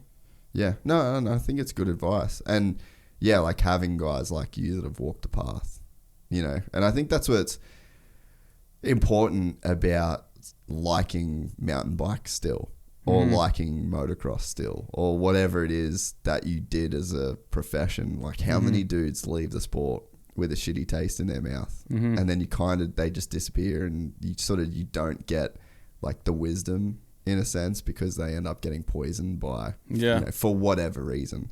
But it's like, it's important as a culture and as a scene that it's like, okay, you have to keep people in the sport. Don't let them, not just like a cut, you're done, you're retired, like see you later, bro. It's like there should be phasing out of a career that keeps you loving and keeps you like into the sport. For sure. I definitely would have been one of those in my first career, I guess. Yeah. So like after the market crash and so on, like I was bitter to everything, like over traveled, like, you know, too many events, so on, like didn't really care anymore. And if I wouldn't have gotten out of that hole and started like building my career back up again and to where we are now, right? Like I would have been so bitter. Yeah. And like disappeared, didn't want nothing to do with it. Yeah. And in a way I was kind of lucky to like put in the work and stick with it, and, you know, keep finding out what makes me, you know, I would have never been able to make my own race, right? Yeah. I would have never done that. Yeah. Or any, you know, thousands of things, right? So I was just thinking about that as we were talking about that. I was just like, that would have probably never happened. I would have been that bitter guy. Yeah. Dude, it happens to so many people. So many guys, they just, the sport fucked me over. This fucked me over. I'm like, you know, I'm this unhappy, like I got wronged by the sport, and then they bounce. And it's like, you know, dude, even privateers. Yeah. That it's like, oh, I never made it. But it's like, bro, you just weren't that good. And that's okay. It's okay. You can still love moto, dude. Like I fucking suck and I love this shit. You know? Like being the man isn't what makes you like bikes, or you know, and I think that it's just like that perspective. There's so many things to it, right? Like not only just like you know, the professional side, but I don't know, I kept thinking about focus, right? And what we were talking about focus is that how to get in, like how do you get into focus? Me? Yeah. Like when you're like, all right, I'm gonna do, like, you know, your last race. Like what do you do to get in your focus? And we back. I think for me with focus, like for my race, like World Vets, I don't really care about the result. Like, so that one's kind of a hard one. The big one that, like, when I compete in jiu-jitsu, like that's the big focus, because just losing just feels so weird in that, you know, it's just so binary. It's like there's two dudes, it's very obvious who loses and who wins, and everyone's watching like just two people. Whereas in moto, if you're not first, like no one's really watching you, you know what I mean? But yeah, I think I just try and go blank, and I have like a big, in my life in general, I try and have a big commitment to this whole law of like diminishing returns.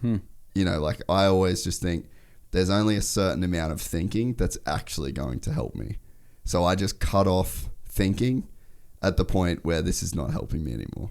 So I just try and, I guess, like have a sense of awareness. Where it's only just reaction and... Yeah.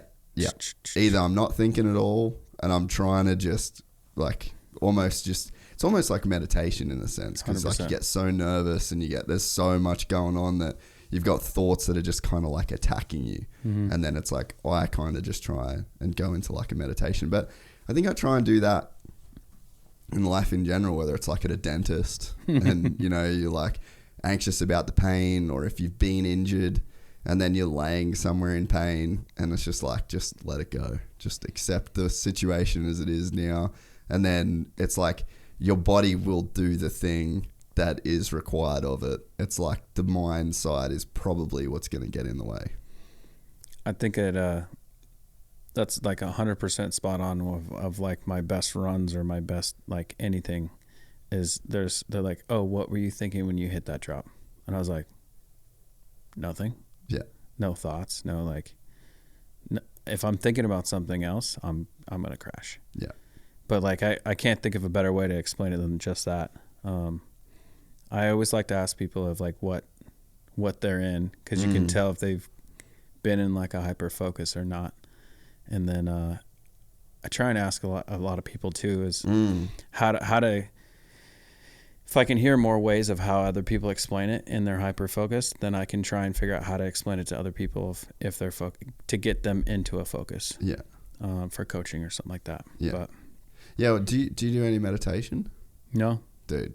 That's I mean, I'm sure I do of my own sort. Right. Yeah. But I don't like sit there and go, okay, I'm going to meditate. Yeah. I'm sure I do. I think a lot of times when I'm like working on bikes in the shop, or I'm like building a trail or whatever, it's kind of my own meditation for sure. Yeah. Yeah. I think that to me I learned a lot of that there. And I think that kind of gets to what we're talking about with like the whole ADD thing is like, we just want to feel like a guy like you. I think that there's so much going on upstairs, and there's just, it's like a kind of a whirlwind, Oh yeah. And then when you are in that moment when you're riding, or it's like partying too, dude. Like you can be partying and you're just not thinking at all. There's no thoughts. You're just with the fucking boys and you're sending it. And it's like for 6, 7 hours, 10 hours, 2 days, like you can just be not thinking. Like you don't have any of the internal dialogue because you're not in control of that. That's doubt. That's anger. That's anxiety. It's fear. It's fucking great. And then it's not a problem. But it's like when it is a problem, what's the technique that you're using to get rid of it? For sure. And how do you set someone to get into that? Well, but I think that what we do as riders or as fucking snowboarders or as surfers, you just race to the ocean or you race to the dirt bike or you race to the dirt jumps because like that's what you associate the feeling of freedom with is that you're like, you've got peace from mind and you can just kind of like dip out on it. So it's like, that's the tool that you're picking up, and then you get into that focus and then you get rewarded from it. So it becomes like this kind of feedback loop, But then I think the trick, and it's crazy, man, like me and Cam were talking about the same thing. Oh, really? Where it's just like that because I think you guys experience it on such a high end, because you think about like the danger that you're in and the risk that you're in and the level of focus that you need to mitigate that. It's almost like biology is forcing you into that state. Like you have to be there. Yeah. Or you'll be fucked up. It's I totally agree with that. I also notice even when I'm in a jam format and not like a high pressure, high stakes like event, I'm awful. I'm such a bad rider in like a jam format because the pressure is not there and I can't get into that. Like I struggle to get into that super high focus, that hyper focus, if I'm not under like a crazy pressure. Like I've able to figure it out in slalom and downhill, pretty much most of those, right, that I've done over all the years. Obviously Rampage is like, But if I'm in like there's some money on the line, but you can do your run or that trick whenever you'd like, I can't get into it. Yeah.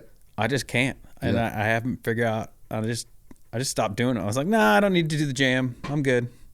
Yeah. And I realized that over the years, I was just like, I can't do jams. I need pressure. Yeah. To get me into that zone, which is kind of wild. Yeah. And I think that a lot of that is like, if you think about it from like a biological standpoint, right? So you've got this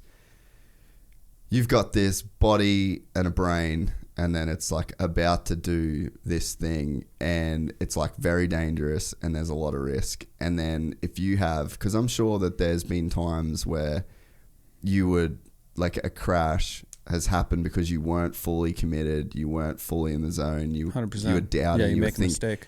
So it's like, it's almost as though the brain has a way of shutting that down, like automatically, to where it's like you don't have control over it. Like you just have to be kind of in that moment. And then for you, as a result, like once it's done, you have like a crazy level of fulfillment. There's like a reward system that's to it. So it's almost like you don't know how to just get there at the snap of a finger, but you know the areas where if you go here and you do this, you will get it. It'll go. But I think that that's what's happening, is that there's so much danger, there's so much risk, that it's like your body is just shutting down all of the processes, unnecessary things that we don't need to be there. Like, I mean, have you ever had those runs at like a downhill finals, or like your best race of your life, where it's like you couldn't even hear the crowd, or and it's like, that is just parts of your brain. Like, those things are in your awareness. Like, they are in they're actually happening. It's just like the blade of attention is so finely, razor sharp, and it is just pointed in that one direction. And it's like, you get to the bottom of the hill and you're like, fuck, I didn't even do that. Yeah. Or you just didn't, you have those runs and that focus is there and you're like, oh, I was just riding. Was that a good run? Yeah. And you're like, oh, I crushed it. Sick. Like, how do I do that again? Yeah. How did I do that? Yeah. And I think so many racers spend their entire careers like just figuring out how to get into that zone. Yeah. And like, you'd hear Sam Hill talk, like he talked about it on here. He's like, dude, there'd be, I think he said 7 runs in his life. And he knows all of them. Yeah. He knows the tracks. He knows every part of it. And he's like, man, I was locked in. Yeah. Like, I'd fully did it. And there's guys that probably have the talent, but there's just so much head noise on the start line. Exactly. And I can definitely relate to that in racing. But in jiu-jitsu, I don't have that. Like, in jiu-jitsu, I can just train any time, any person, high belt, low belt, high stakes, no competition, friendly roll in the fucking kitchen. Like, really? It just does it for me. That's sick. Like, I don't even have to try to do it moto. Fuck, very, very rarely happens. I think I'm also the same on a moto. I think I hear too much outside. Yeah. Where I'm like, is that a flat tire? And I'm like, dude, seems like there's a wind. There's a lot of wind. Am I going too fast? Yeah. And like, I'm like, also, I don't have to. Yeah. So then I'm just like, I'm comfortable here. Yeah. Like, very timid. I'm like, I'm comfortable. Okay, maybe I'll hit this. Okay, I'm good. And I definitely enjoy it though. Yeah. It's crazy. I always do that. It's crazy interesting though, eh? Like, the things that get you into that zone and why. And how you find them, and how do you find when they don't work or do work, or the combos or whatever it may be. Yeah. And I think that that's why you see those crazy generational talents, like in like MMA or jiu-jitsu. It's like a Hickson Gracie. Okay, yeah. And then he's just like doing the breathing. Have you ever seen like that crazy breathing that they do? And then you'll see like Jack Robinson, the Aussie surfer. Okay. And he does the same thing. Oh, really? Just getting into that zone. Like, you always see those like super high end athletes, and it's like they've just spent years like obsessing over like how to mentally get into that zone. Huh. Yeah, I'm trying to think if there's anything I do to like actually, once it's in that scenario, right? what is it I do? I think I do a lot of like moving of my helmet and kind of like little head shakes of like trying to adjust my goggles to where they're not like bothering me, just where I'm like, no, that's the spot they're supposed to be. Yeah. And then it's like from then on it's go time. Yeah. Maybe something like that. Yeah. I don't know if I do. I probably am doing some breathing though. Who knows? Yeah. Because I mean, when you're at the top, you're like, you got helis going and you're doing all that and you hear the announcing and you're just kind of hide and like focus on your line. And then it gets to a point where I don't think about the line at all. And I just check wind. And then you're like, it's go time. Yeah. Dude, that must be the craziest feeling. Like, I can just imagine that first, like, pedal crank, half a crank to get rolling. Because there is a point there's like a point where you're not doing it. And then there's a point where you're all the way doing it. And it's like, I think that's the thing for me when I look at guys like you that just have that insane talent and that insane ability where it's just like, fuck, the level of commitment. Like, there is a point of no return. And that's the most fascinating bit to me is like, what does it take to make that half a crank? I think by the time that there's even that leg thinking about going to that half a crank, you're already in. Yeah. You're already locked in. Yeah. Like, I don't think I've ever felt that half a crank to start. Yeah. You know what I mean? So I think that's what I'm thinking. It's before that. Yeah. It's like that. I think it's that, what I was talking about with my goggles, where I'm like, that's the right spot. And then that's the last bit on the checklist. Yeah, I think so. And once that's done, it's... No, that's right. Wind's good. Check it. Go. Because is there anyone at Rampage that's like on the top saying go? Or you've got a little bit of like, how long have you got? So that's what's hard sometimes is that there is like wind, you get 10 minutes. After they call your number, you have 10 minutes and then you have to like step aside, right? Which is kind of gnarly because you're like, usually the wind's not just like 10 minutes. Shit'll get off the pot, bro. Yeah, totally. Yeah. But there's a start guy and he radios in and it's like, you know, they're checking, they're waiting for judges to be ready. They're making sure helis are ready. They're not on commercial break or whatever. But sometimes you get jacked and they're like, oh, wait, hold on. Heli's got to refill. And you're like, oh, and you were like seconds from into the zone. And you're like, oh, shit. And you're like, oh, man. And then the demons start coming in. You're like, God, get away from me, demons. And so those are really hard. This year went so quick, which was awesome. Shout out to those guys for all doing that because sometimes it's really bad. Like I think the previous year was so many like breaks and so on that would be so hard. It sucks. I mean, even dude, we're kind of in a way we're kind of used to it, trying to get in and out of that like that focus zone. Because I mean, even with like some of the crankwork stuff, they're like, oh, okay, we're going to commercial, and you're like, damn it, your goggles are fogging, and you're just like, oh, come on. Rampage has gotten a little bit better. I mean, there's still so many moving parts to it that it's really tough for sure.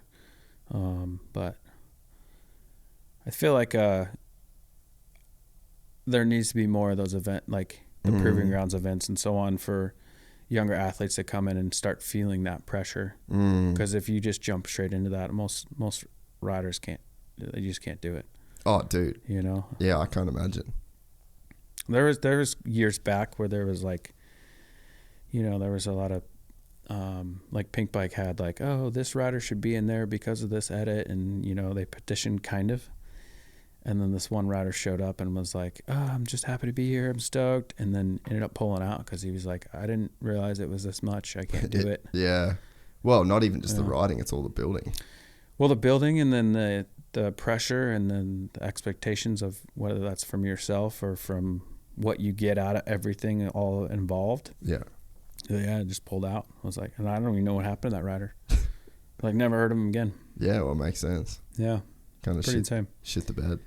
But yeah, I mean, I think there's so many things too in life that you're just like, how do I get into that focus? Like, it's such a useful thing. And I wish I could figure out how to do that, like just sitting at a computer. I'd like to, yeah, I mean, I struggle big time. Dude, if it so makes bad. you feel any better. Like, I fucking have to force myself to do shit. Yeah. Like big part is just paying other people to do it. But no, I will say though, like you should try the meditation app I use called Waking Up. Okay. And it's like it's obviously got like guided meditations, but it's not like a headspacey kind of woo woo app. It's like there's this dude, he's a neuroscientist.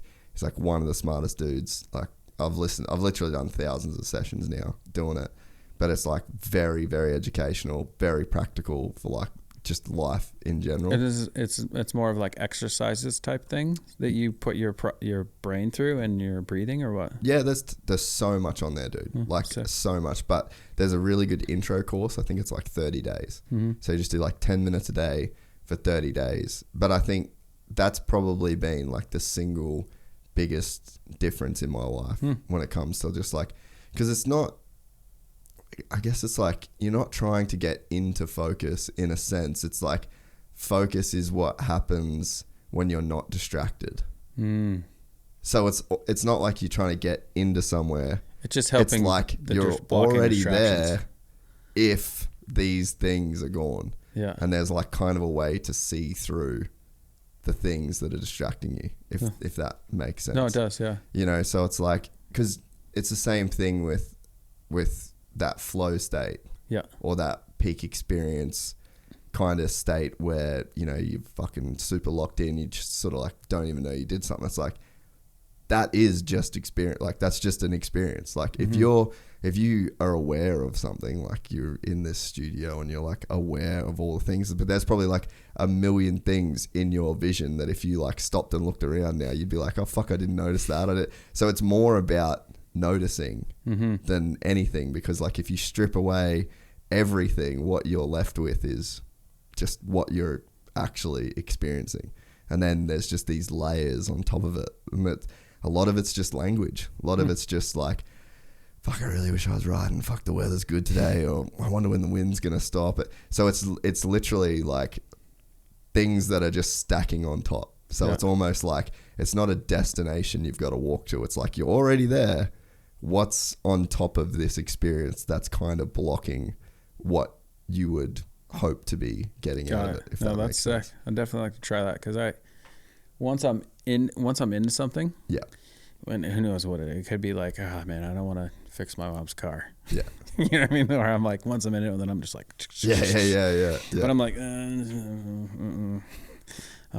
so I mean, it seems like it could help out with so many different things, like different aspects in life. Yeah, and I think that's been my big thing. Like I was never, when I was riding as a kid, I would like to, but even the other day, like when I did Day in the Dirt, I did like 3 practice laps, and I'm like, fuck, if I get a flat tire, and I'm like pulled over 3. It's like, just fucking ride, bro. Like I ended up getting a flat later in the day, and I laughed because I'm like, yep, you got a flat tire. Like you know what that feels like.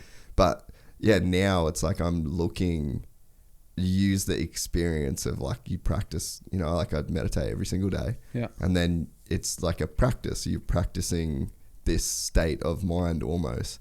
And then you know that it's achievable, and you know, like there's no reason why riding at a local track for practice should feel different than the best ride you've ever had, in a sense. You know, like again, all it is just like extra layers on top of like the actual experience. So it's like, you know, I think it's when you've experienced those states so vividly and as much as you have, I think that you've got a great point of reference to just have that all the time. Well, not all the time, obviously. It's like very hard. You're not fucking Buddha. But, you know, like in every, you can look for that in everything. How do you know? Yeah. I mean, I didn't mean. Should have said it real slow. How do you know? Just change the voice. I was going to reverse it, but I couldn't do it. But yeah, so it's like you've got such a good reference. So it's like once you kind of, I think you make those distinctions, and then every time you ride, you just like think, well, okay, what's distracting me?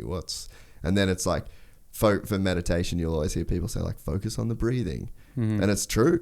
Like it happens completely autonomously, you know, and it's just like, it comes in, it's always there. It's always something that you can come back to. And for riding, it's like, if you're thinking or you're not having like that dope ride where you're in that zone, it's like strip away everything and focus on one thing, like the tires. Yeah.